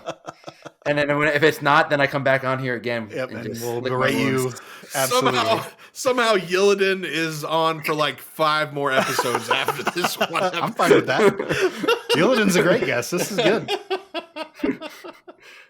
Oh man, it's gonna be me licking my wounds, and I can Maybe. see already just by what I've said tonight. just- Your I- comments are gonna be like, that guy sucks. That guy, his takes I are delete ridiculous. those. If it's something like that, I delete it. I don't. put Oh up with that no, it's bullshit. fine. I No. I don't want Hey, that on li- my channel. That's fair. That's fair. You know what? On mine, I always take like any publicity is good publicity. You're right. You are right. So, and I feel always- bad for, messing with the algorithm, but like, I just can't stand looking at that stuff. I just don't want the negativity. The And problem is we said a positive 2025. So and that's good. don't bring that negativity to me. The problem is with me is you can't troll a troll. Like Yeah. it just Yep. it doesn't work. I'm married. Like it doesn't work. Yep. My kids say all the mean things all the time. Dad, your food, your breakfast sucks. Like okay, whatever, It's what it is. So are you going to abandon Greybox in February when the PvP server comes out? I might actually give it a shot. Fine. Get out. We didn't want you. Come back, please. No. I'm Greybox for life. I love Word. that deal. That's great. All right. One other really interesting thing is Joppa talked about keys dropping from humanoid mobs, and then those keys would be used for random chests that were placed around the world in different locations. So the idea being that you would just go around and every once in a while from a humanoid mob, you'd get a key. And then as you're adventuring, maybe like in a dungeon or something somewhere else, you'd run across a chest and then you use the key on the chest and presto, you get a bunch of loot. You guys excited about keys and chests? Yes. Very. Love it. Anything to add to the game, like Yeah. little things like that, just makes it that much more complete. Especially exploration. That's what the game's all about. Yeah, it's a big feature. Let's give them a reason to explore. Cash Shop. We've talked about Cash Shop before. Most of this stuff was kind of a rehash, but it was a large discussion on a 4-hour stream. So people are still very heated about the Cash Shop. Joppa talked about how, one, he's not in charge of the Cash Shop. So Which means there is going to be a Cash Shop. That's what that means. That is Yep. correct. Two, he talked about what he wants to see in terms of cash shops is like things that don't directly affect the game. Things like houseboats or housing. Houseboat! Perhaps pets. Sorry, Yilidan, that's a running gag. No, that's great. I desperately want a houseboat in Pantheon. Desperately. I mean, I had a boat in Vanguard. I loved it. Yeah. Also, I want to live there. I want to live on that boat. Live it. Also, things that are perhaps related to the game. So maybe if you kill a boss mob and then you get the head, you could maybe use the cash shop to then fashion that head into an item that you would place in your house or your houseboat. Houseboat? I love it. I think these are great ideas. You know what was an interesting cash shop that I liked was Star Wars: The Knights of the Old Republic, SWTOR. They had like a lot of cosmetic ones. Like I don't mind cosmetics to a degree, but at the same time, for these type of niche MMOs, I guess I am against it because It's a slippery slope, isn't it? Like you want a little something, but it can't. Do you put a toggle in so other people can't do it? Do you just not do it at all? Do you just make it stuff you put in your house? It's all a bunch of crazy stuff. I think maybe dyes, like some specific, like I always said, like I think Rift had the best idea. If you had dyes in the game, but if you wanted like a dark black dye to make your old gear look like completely blacked out, it was a cash shop thing only or a very rare drop. I think EQ2 did that, or EQ1 did that as well.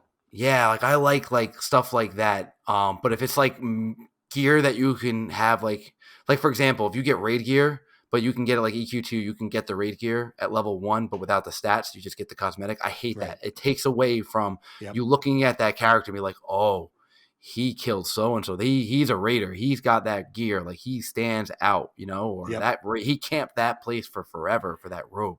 So it's a slippery slope. I think little XP pots you can use one, maybe. So let's say you do 20% bonus experience for 1 hour. That's fine. Buy 10 of them, but you can only use one a week. Yeah. And it's got a cooldown for 7 days. Stuff like that. Long cooldowns, that's fine. Some little enhancements, I'm okay with that.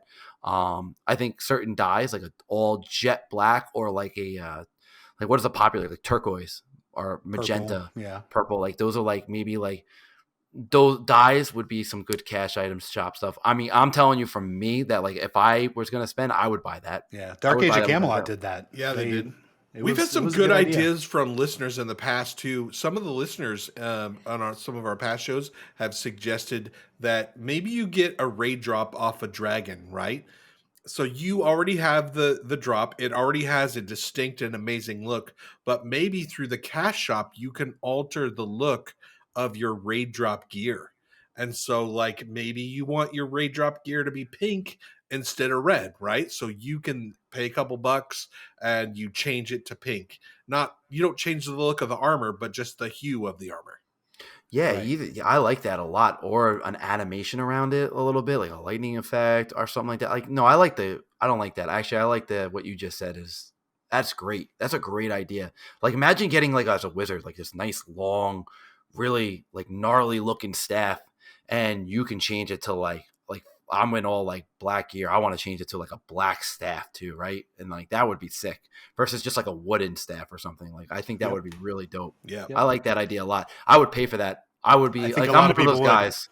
I've have so many skins in Fortnite, so like, if I'm gonna buy, it's because I love the game and it's an investment. And those are like little things I would definitely do. Crafting pot exp, again, long cooldown timer, whether it's once every 4 days, nothing less than 4 days though. Exp pots. I like maybe also a summon corpse pot that you can buy in a cash shop. Again, cooldown once every 5 days. Oh, that would be interesting. EXP reimbursement without a cleric.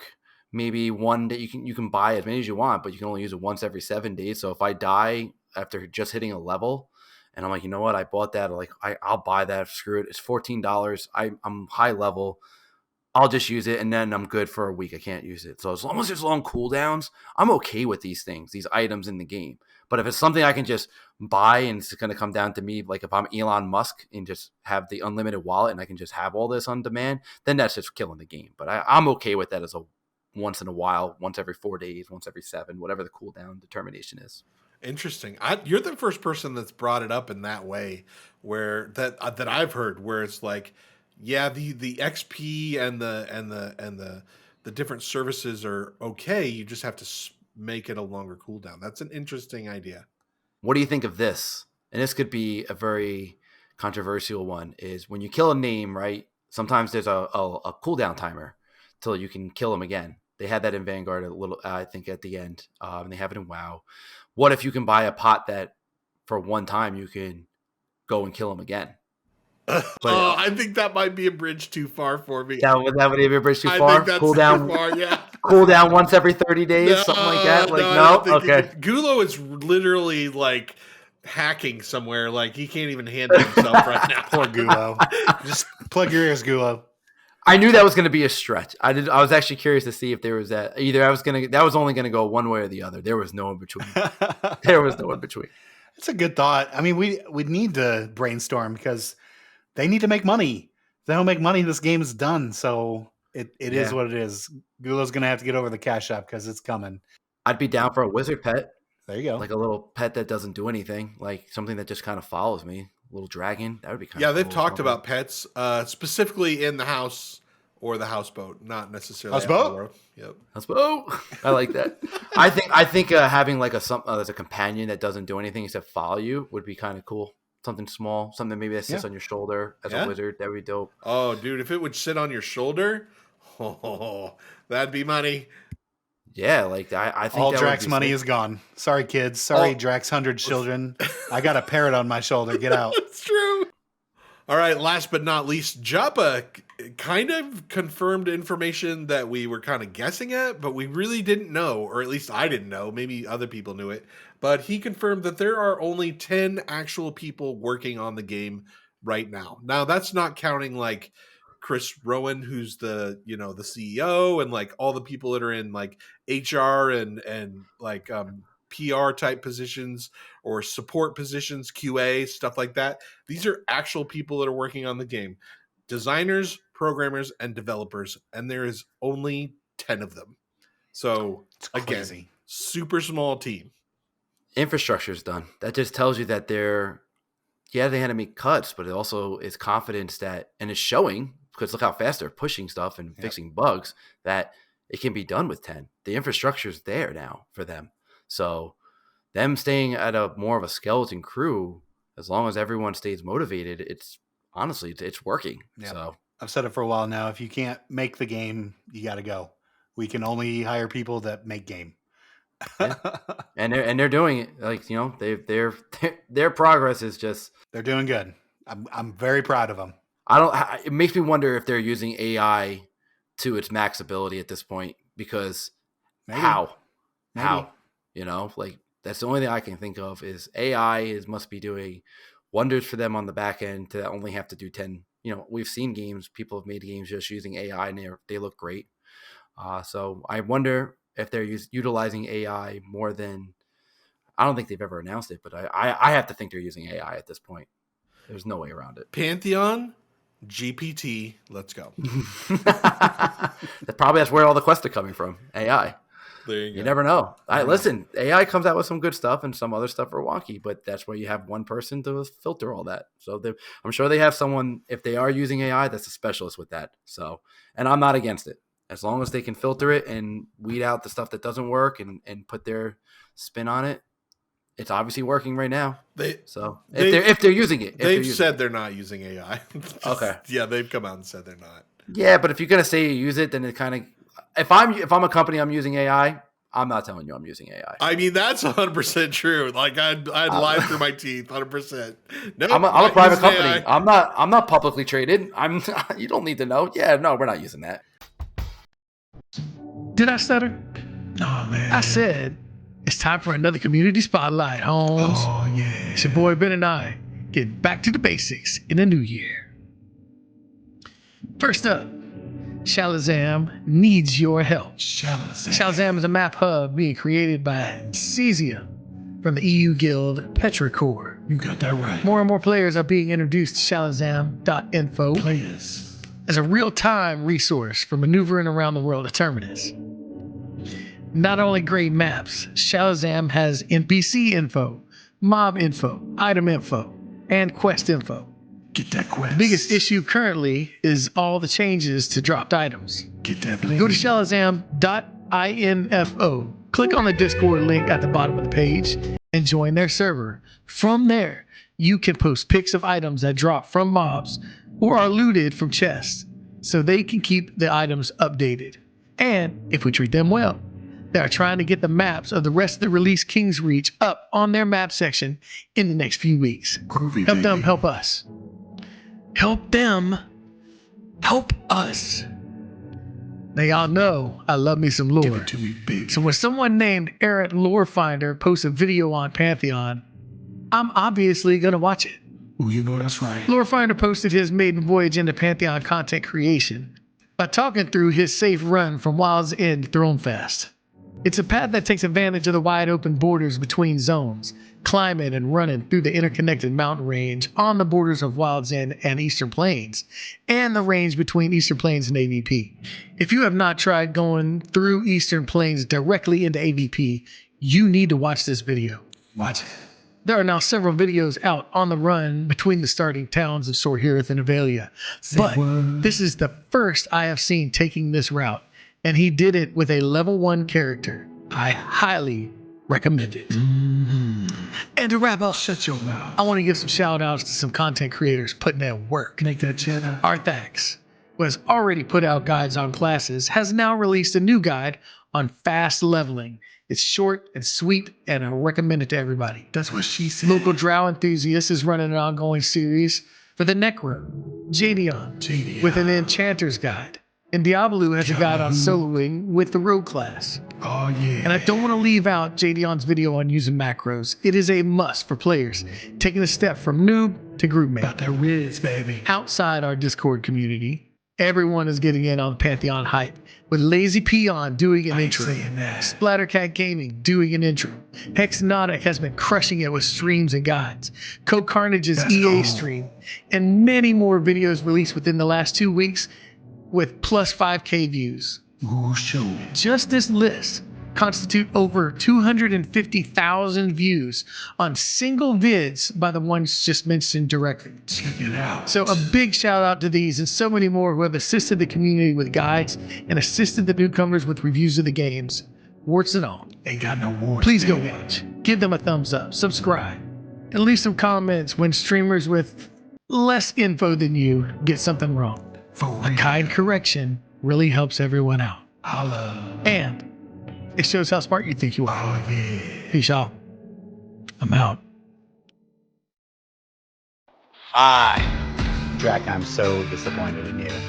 4, Luckily, every week I dominate this list and just destroy Dymlos. 3, I thought you would just tuck your head between, No your butt way! cheeks. No, my list is And amazing. It's not at all. 2, Oh, already your list is the worst. Your list is the worst. 1. All right, Draq, we're back. It's 2025. We've all made New Year's resolutions, and we've all, it's 2 weeks in, so most of those New Year's resolutions have failed.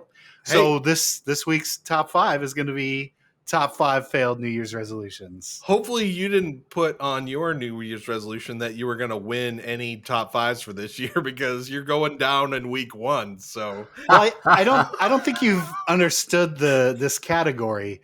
It's the top 5 failed New Year's resolutions. well, then you can definitely add that to the list. Then you should be good to go there. Great. Well, Draq, let me hear what your number 5 is. My number 5 is, of course, the favorite one that everyone loves to tell you about. Like, to stay off social media. Like, if you're going to stay off social media, maybe you should just do it and not post that you're going to stay off social media. So, I'm coming in strong at number 5. So this is not for you, though, right? Like, because... No, I'm definitely not staying off social media. That's never happening. Okay. Just I making live sure. on social media. But you're right. Yes, this is definitely a failed New Year's resolution by a lot of people. It's hard to stay off. It's addicting. It's why I quit Facebook. I hate to call Discord a social media, but it is, unfortunately, and that's the only one I use. It's tough because you want to keep in contact with people, but it's so bad. It's not healthy. It eats Social your brain, media is not healthy. rots your brain. Yep. All right. Well, what about you, Dymlos? What's your number 5 failed New Year's resolutions? Let's hear it. So this is a personal one. My number 5 is not mentioning Pokemon in every rewind. You've already failed. I've already failed. It's already failed. That's why it's number 5 on the list. So Be the very best. oh, you have no idea. Yilidan, I mention Pokemon literally every rewind, and I don't care. I love Pokemon, and I don't care who doesn't like it that listens to this show. Deal with it. I'm talking about Pokemon in every rewind. Basically, we'd have 10,000 followers if Dymlos would just shut up about Pokemon. I can't stop it. I love it. All right, Yilidan, what's your number 5? Getting enough sleep. Good one. I fail at this miserably. This is a tough one. Sleep when you're dead, man. Just sleep when you're dead. It's fine. I have insomnia, so it just doesn't work for me. But I put it on there like I'm gonna sleep well. But when you have insomnia, how are you gonna sleep well? But We it got to sounds think great. positive, right? Like if you Start get good. 2 hours of sleep, that's more sleep than you were going to get with insomnia. So take baby steps, little baby steps. I like That's it. it. Yep. Yep. Getting enough sleep. I fail at this every year. It is what it is. You're not the only one. That's for sure. It's a tough one. All right. So far, so good. But Draq, what's your number 5? You Or mean 4. my number 4? My number 4 is failed New Year's resolution is calling Pantheon a scam. Can we just stop? Can we just stop calling Pantheon a scam? Like, I feel like it must be a New Year's resolution for some people because they keep saying it over and over and over again. There are over 6,500 people at the same time playing Pantheon Rise of the Fallen on Steam. It is not a scam, okay? It's not a scam. You just need to, it's 2025. You need to get over it. I mean, Draq, and this might get cut, but have you ever thought in 2025 we would be in a world where people are loving Pantheon and are bashing Ashes of Creation right now? Yes! We're in the best place This possible. is I'm the not best gonna lie. place possible. This is easily we rolled a 20 on The on Mandela die. effect is Yep, real. Absolutely. The Mandela effect is real. We're living in an alternate reality in 2025. And- Ashes is getting bashed and Pantheon is getting loved. And What Ashes is people, happening? we don't want you. Don't come over No, unless you're stay away. putting your Ashes of Creation behind you and you're being Pantheon positive like the rest They, of us. they can go to the PvP server. Yeah, go to your Barons chat in Classic WoW. Get out of my.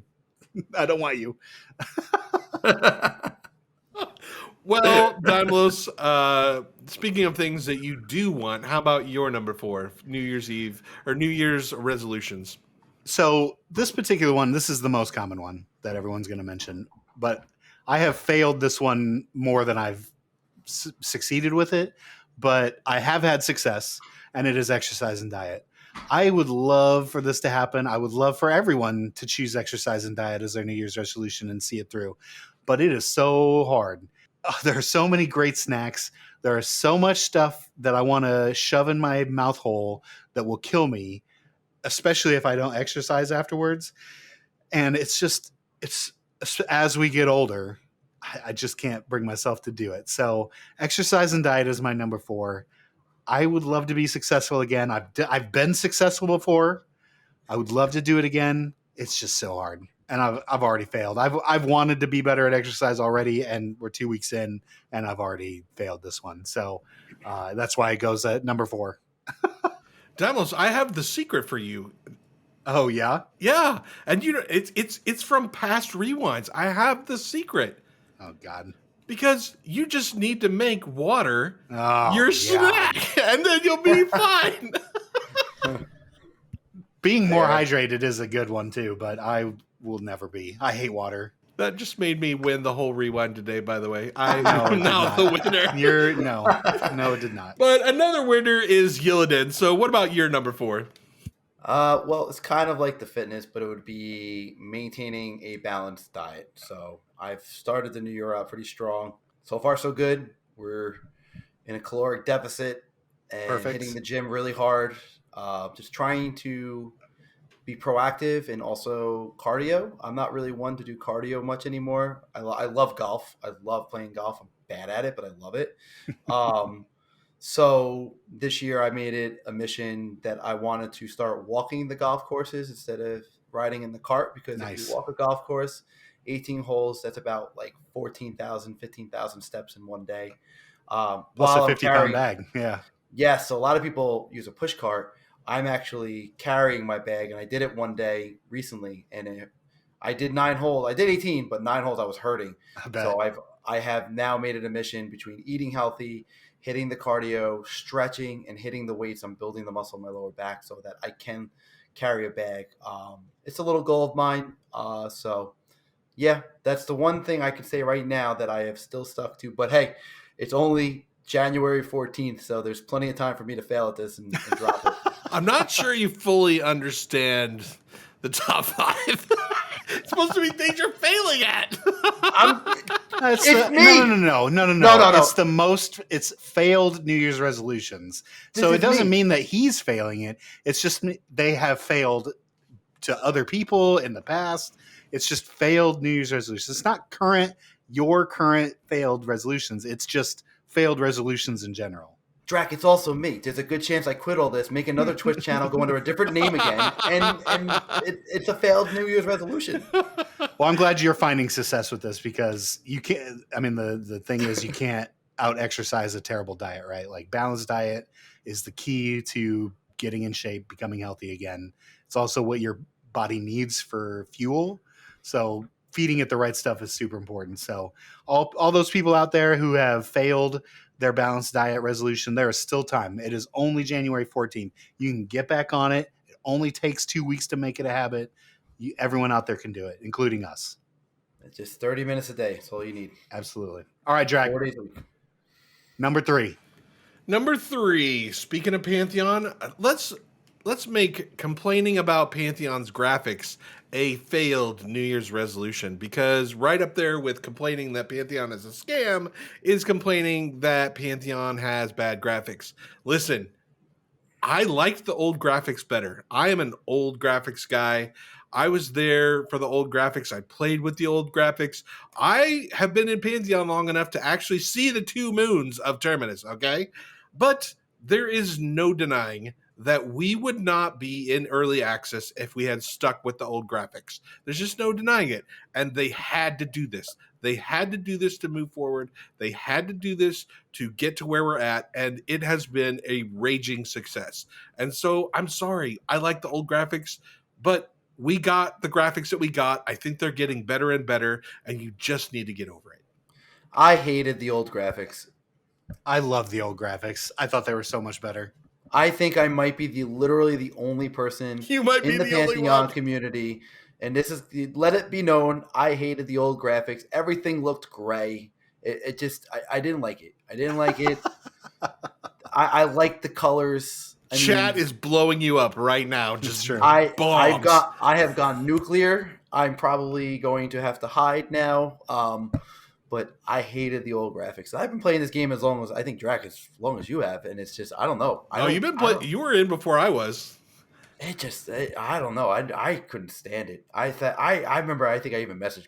I got to look back on my messages with Brad. I'm going to be like, I think I told him I was like, everything's gray. Why is everything gray?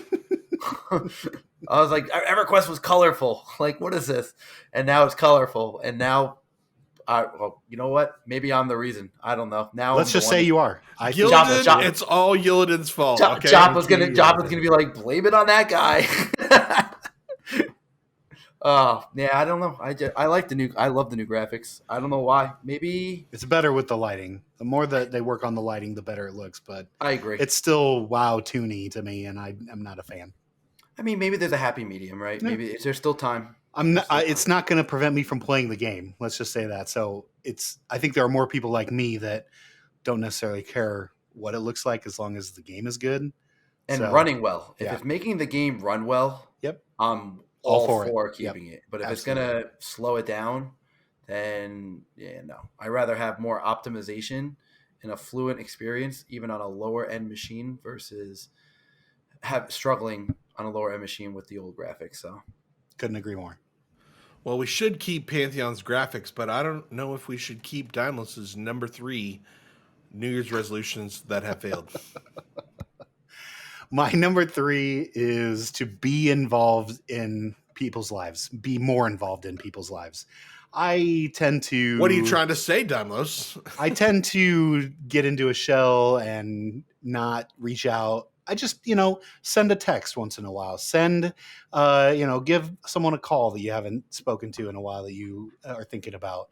Being proactive rather than reactive about who I keep in contact.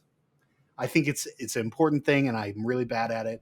And I've already failed it because I'm 2 weeks in and I've not called or reached out to anybody. So this is your personal life. You're just telling us your fails. There's still time. But I'm not the only one. These are things that people have resolved to do, and it just so happens that this year I also have failed it. I like to think of it as more just you. But Yilidan, what's your number 3? There's still time. Drinking. Quitting, not drinking as much. Well, I don't really drink much to begin with. I like to remain healthy as humanly possible. So, but I went out the other night. I had a couple of drinks. It was a 40th birthday party. You got to do it. You got to do it.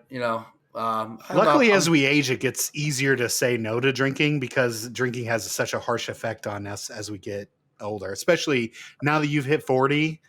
I know that this is like something that everybody says, and I never believed it. From age 25 to 39, I did not believe it. But when I hit 40, my body has taken its toll. Like this is the first step in getting old.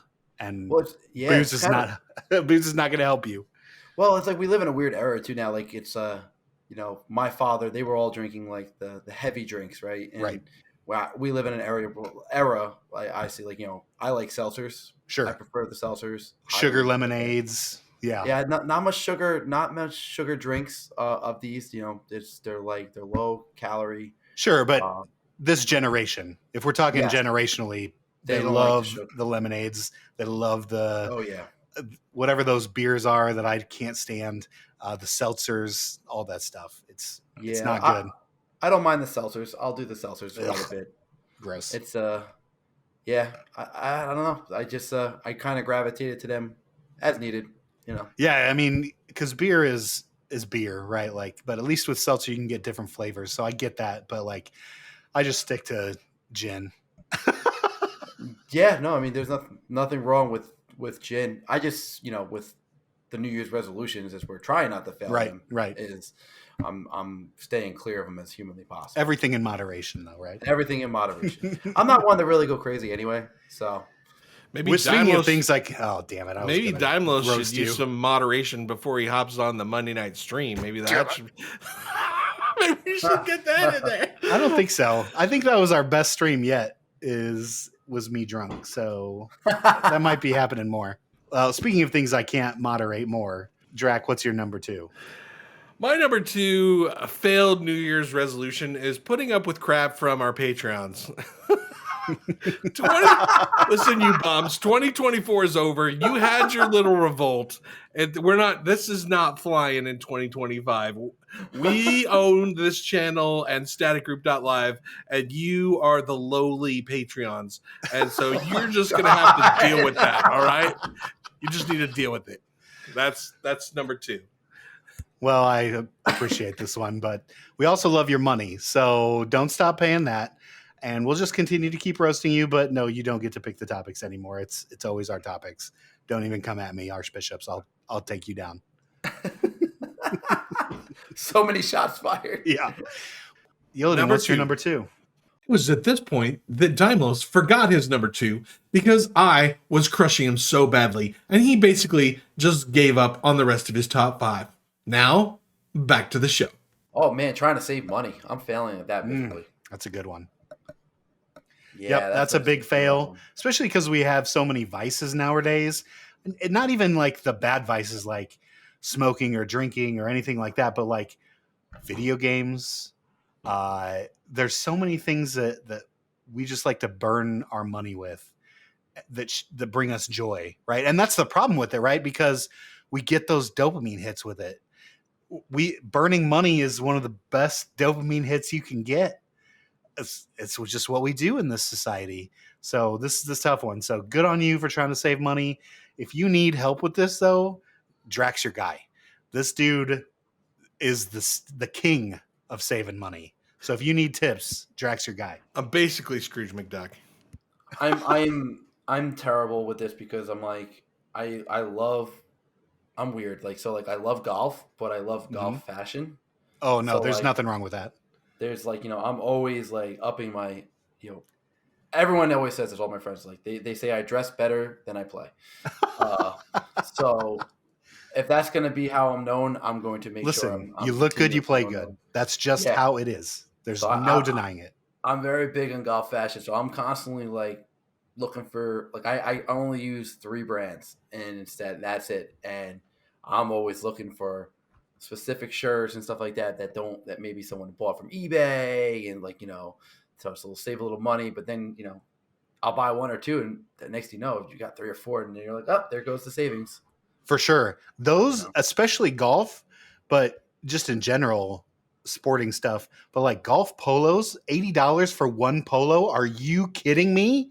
Get out of here. There's no way I can pay $80 for 1 polo. If it was like buy 3 for $80, no problem. Would love that. Yeah. One, Tiger Woods, I love you, but there's no way I'm paying $80 for your polo. His polo is actually for the Sunday Red. His company go for $119. Oh, unbelievable. Unbelievable. Oh my goodness. Yep. Let that sink in, guys. Don't play golf. Play Pantheon. Don't play Exactly. golf. I like where your head's at here, Yiladan. I love saving money. I love being a miser. But there is one caveat to this. Unless you're going to support the Rewind by supporting us with a Patreon, because of course you should do that. Of course, every single one of you out there should log on to Patreon and you should become a member so you can make sure to have Dymlos and I roast your top 5s every week. Or a YouTube member. You can do it through YouTube as well if you don't like YouTube. Patreon. Also, yes, very good options. All right, Drac, here it is. Let's finish this out. What's your number one? Number one failed New Year's resolutions is letting Dymlos win any top fives in 2025. Already failed. No, Already I've failed. Already won. No, I've already no. won. Let We me are tell you why 100% you've already on this. failed this, Draq, you son of a bitch. Look at these 5. If everyone's looking at this list of your 5, okay, the first one you did is an actual failed New Year's resolution, but the other 4 are not.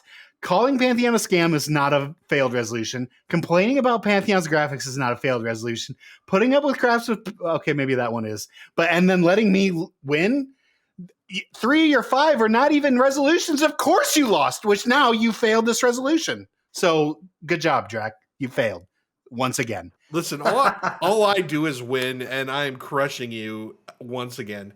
But just for, because we need to fill in the little checkbox and see what you put for number one, why don't you share your number one with us?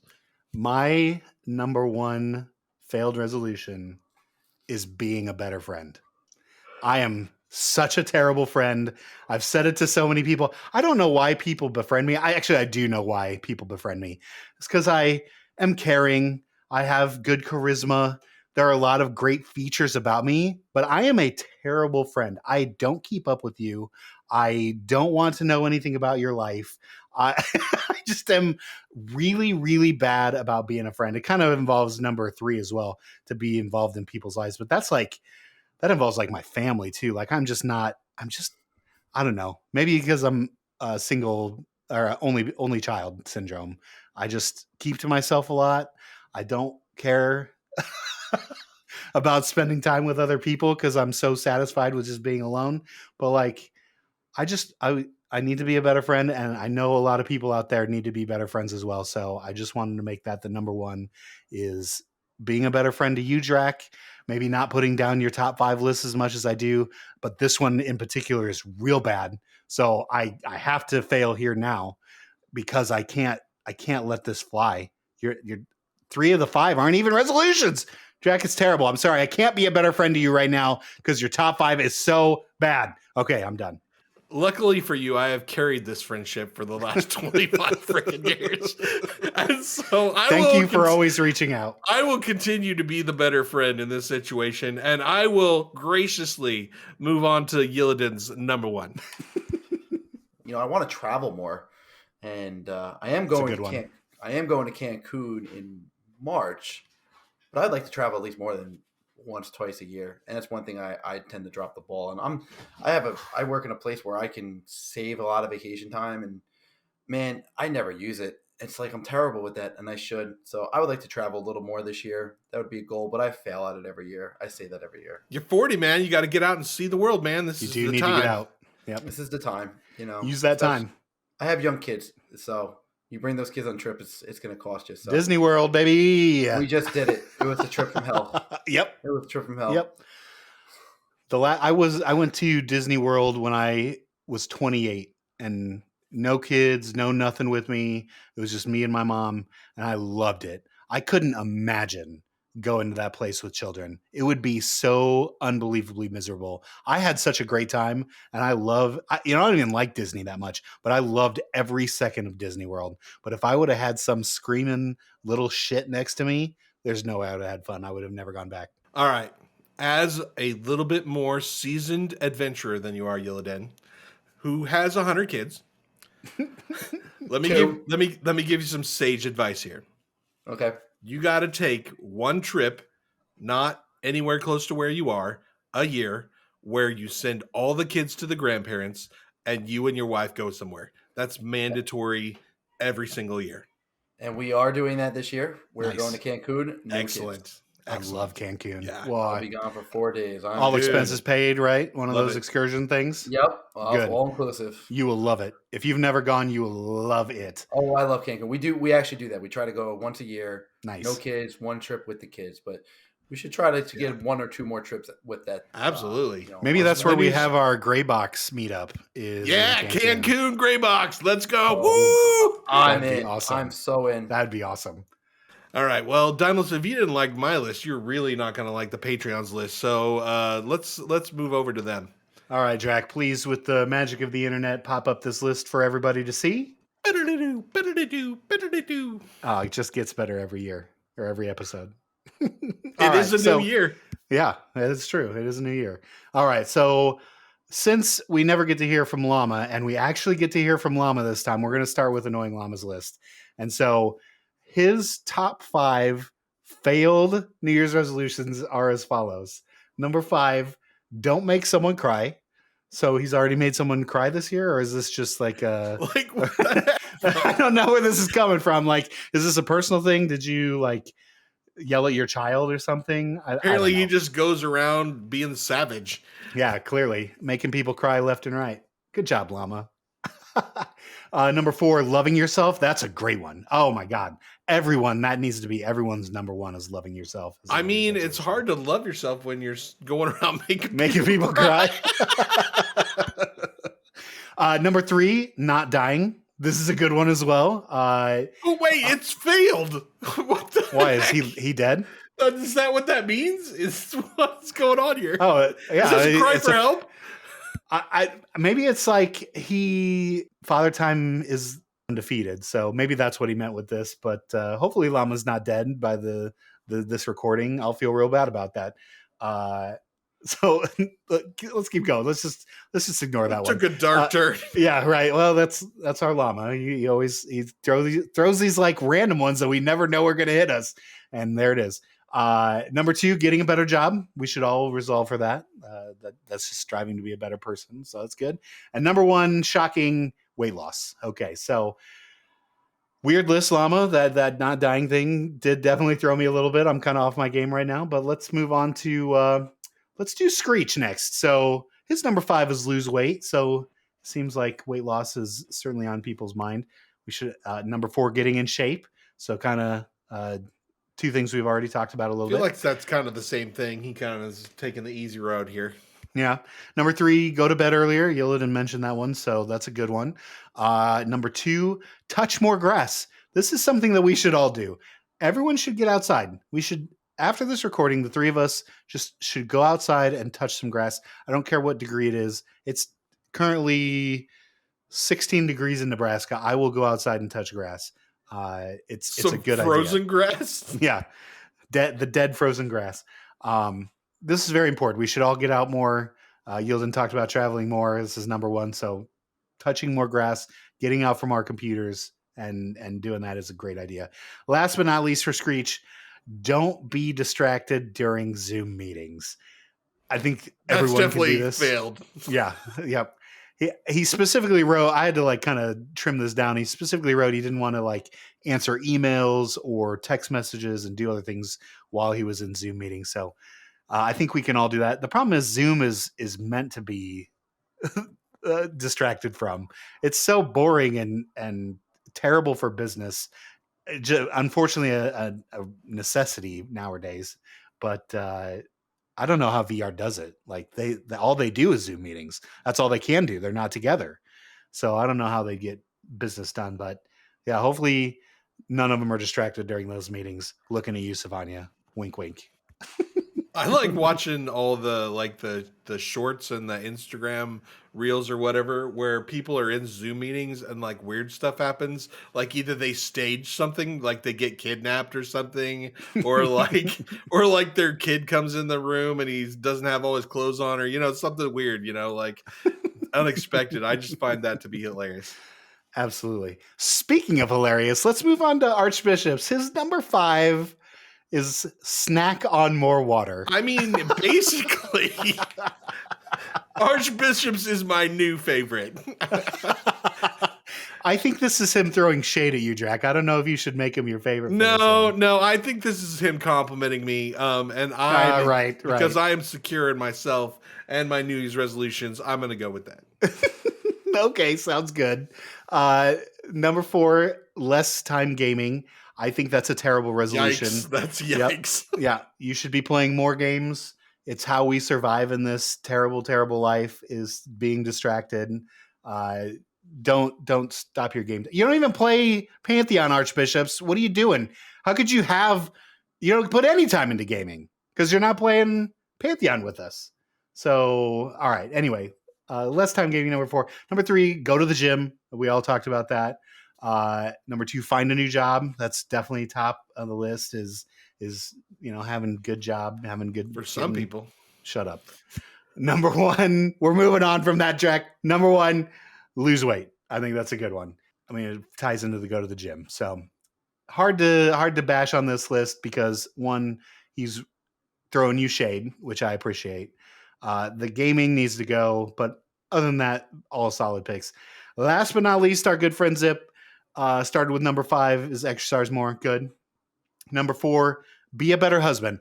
This is why Zip is my favorite. Zip. Yeah. Improving yourself should always be on your resolution. You should always be trying to improve yourself. That's what we resolve to do. And being better to people, especially in a community-driven game like Pantheon, is what we should all strive for. Be better in your gaming community. Be better in your family community, your friends community, all these communities. Everyone should be looking to be better. Better husband, better friend, just be better. That's what we should all resolve to. Number 3, quit drinking alcohol. I don't think you should quit, Zip. Everything in moderation, like we talked about, like Yilidan brought up with his list. It's not the be all end all. You shouldn't cut things out of your life if they bring you joy. And sometimes getting a little tipsy brings people joy. You shouldn't deny yourself joy just because it's, I mean, now if you drink excessively, then yes, you should probably cut back a little bit, but all together quit. I can't get behind that. So sorry. I don't know. What did your sponsor say about you having to quit alcohol? I don't have a sponsor. Is that the message that he told you? Shut up, Draq. I don't have a sponsor. I'm not in AA. I've never been to an AA meeting. I don't drink that much anyway. So shut up, Draq. But I think Monday nights we will start because that's what you've driven me to. Anyway, number 2, clean and organize the garage. In the world of resolutions, no one has ever done this. This is the most failed resolution of all time, even more so than weight loss or exercise, because people have been successful in those things. But there has been not one person in the history of resolutions that has ever resolved to clean and organize the garage that has gotten this done. End of list. Sorry, everybody out there.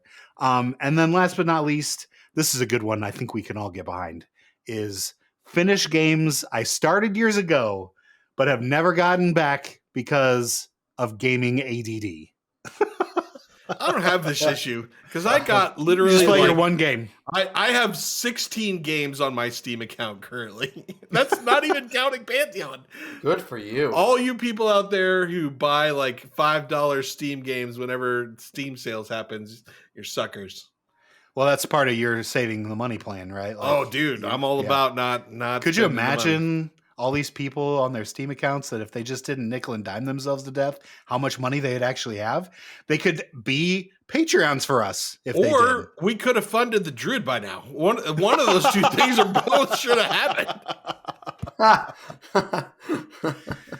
All right, Patreons. Well, I didn't poo-poo on your list as much as I probably should have. Maybe that's my New Year's resolution, is to be nicer to the Patreons list. Failed. Before you leave, we've one final word. Before you've forgotten all that you've heard, there is a moment evergreen. Stay here a while and listen to me. All right, Dymlos, now comes the saddest part of the episode. No, I hate this part. Why do we ever have to say? Why do we keep bringing people on and then I enjoy their time together and now we have to say goodbye? It's terrible. Well, I resolved to never stop the show. I feel after the 24/7. Yeah, 24/7 rewind. That's the name of this That's the name of this podcast. I feel after the 5 hours of asking Yilidan questions that we're basically family at this point. So for sure. Yeah. I still can't believe it took me 28 minutes to answer one question. And I'm thinking back, I don't think I even answered the question. You did answer the question, but we just got it. We it's what we do. Like this is the whole reason podcasts exist, is to go on a tangent about something that isn't even relevant to what we were talking about before. And you just roll with it. Like I loved that question took you 28 minutes to barely answer. And I can't wait to go back and listen to it again. And I'll cut a little bit out so it won't be 28 minutes. But like most of that is all solid stuff. And the stuff that we want to talk about in the show, right? Like people's history about gaming. That's what people come for. It's not just the Pantheon news. It's getting to know the community too. You should cut it to 30 seconds and then say, for anyone that wants to help the channel out, we'll give you the full answer. I have suggested this. I have suggested this to Draq. The problem is that usually what happens, and this didn't really happen too much, we will like stop the show and just start yapping. And I'll say things that shouldn't be recorded or shouldn't be put on the internet. Should never, ever be released to the public in any form. It's one of those reasons why I'm a bad friend. Oh, no. So it is what it is. I'll make you sound very intelligent and well thought out answered with the editing, but most of that's probably going to stay in. So just be excited for that. Sounds good. I'm very excited. Well, thank you guys for having me, though. Yeah, by the way, absolutely. this was a lot of fun. You were great. This was a great show. I'm very passionate about niche MMOs. I wish I could play more like I used to. So I grind it in a different way these days. I just grind it by doing little content. I make trailers of the games. I go back to EverQuest. I make trailers, 1-minute trailers out there, just like how we used to see back in the day, that little teasers from the MMOs that we loved of just showing a zone with the music, hitting the feels. And that's just the way I do it these days. I wish I could play more. But that's what the people that end up following me on Instagram, they like to share their stories with me, and it's great to hear. And great to hear your stories as well. This was a blast. And again, I had a great time tonight. So thank you. And to all your followers, I hope you guys liked the interview. I hope it wasn't too boring for you guys. No, it's going to be fantastic. I think it's an excellent way to start off the year 2025 in with a bang. We are roaring. Love it. Sounds good. Thanks so much, Yiladan. Appreciate your time. We'll definitely have you back. Of course. Thank you guys. Appreciate it.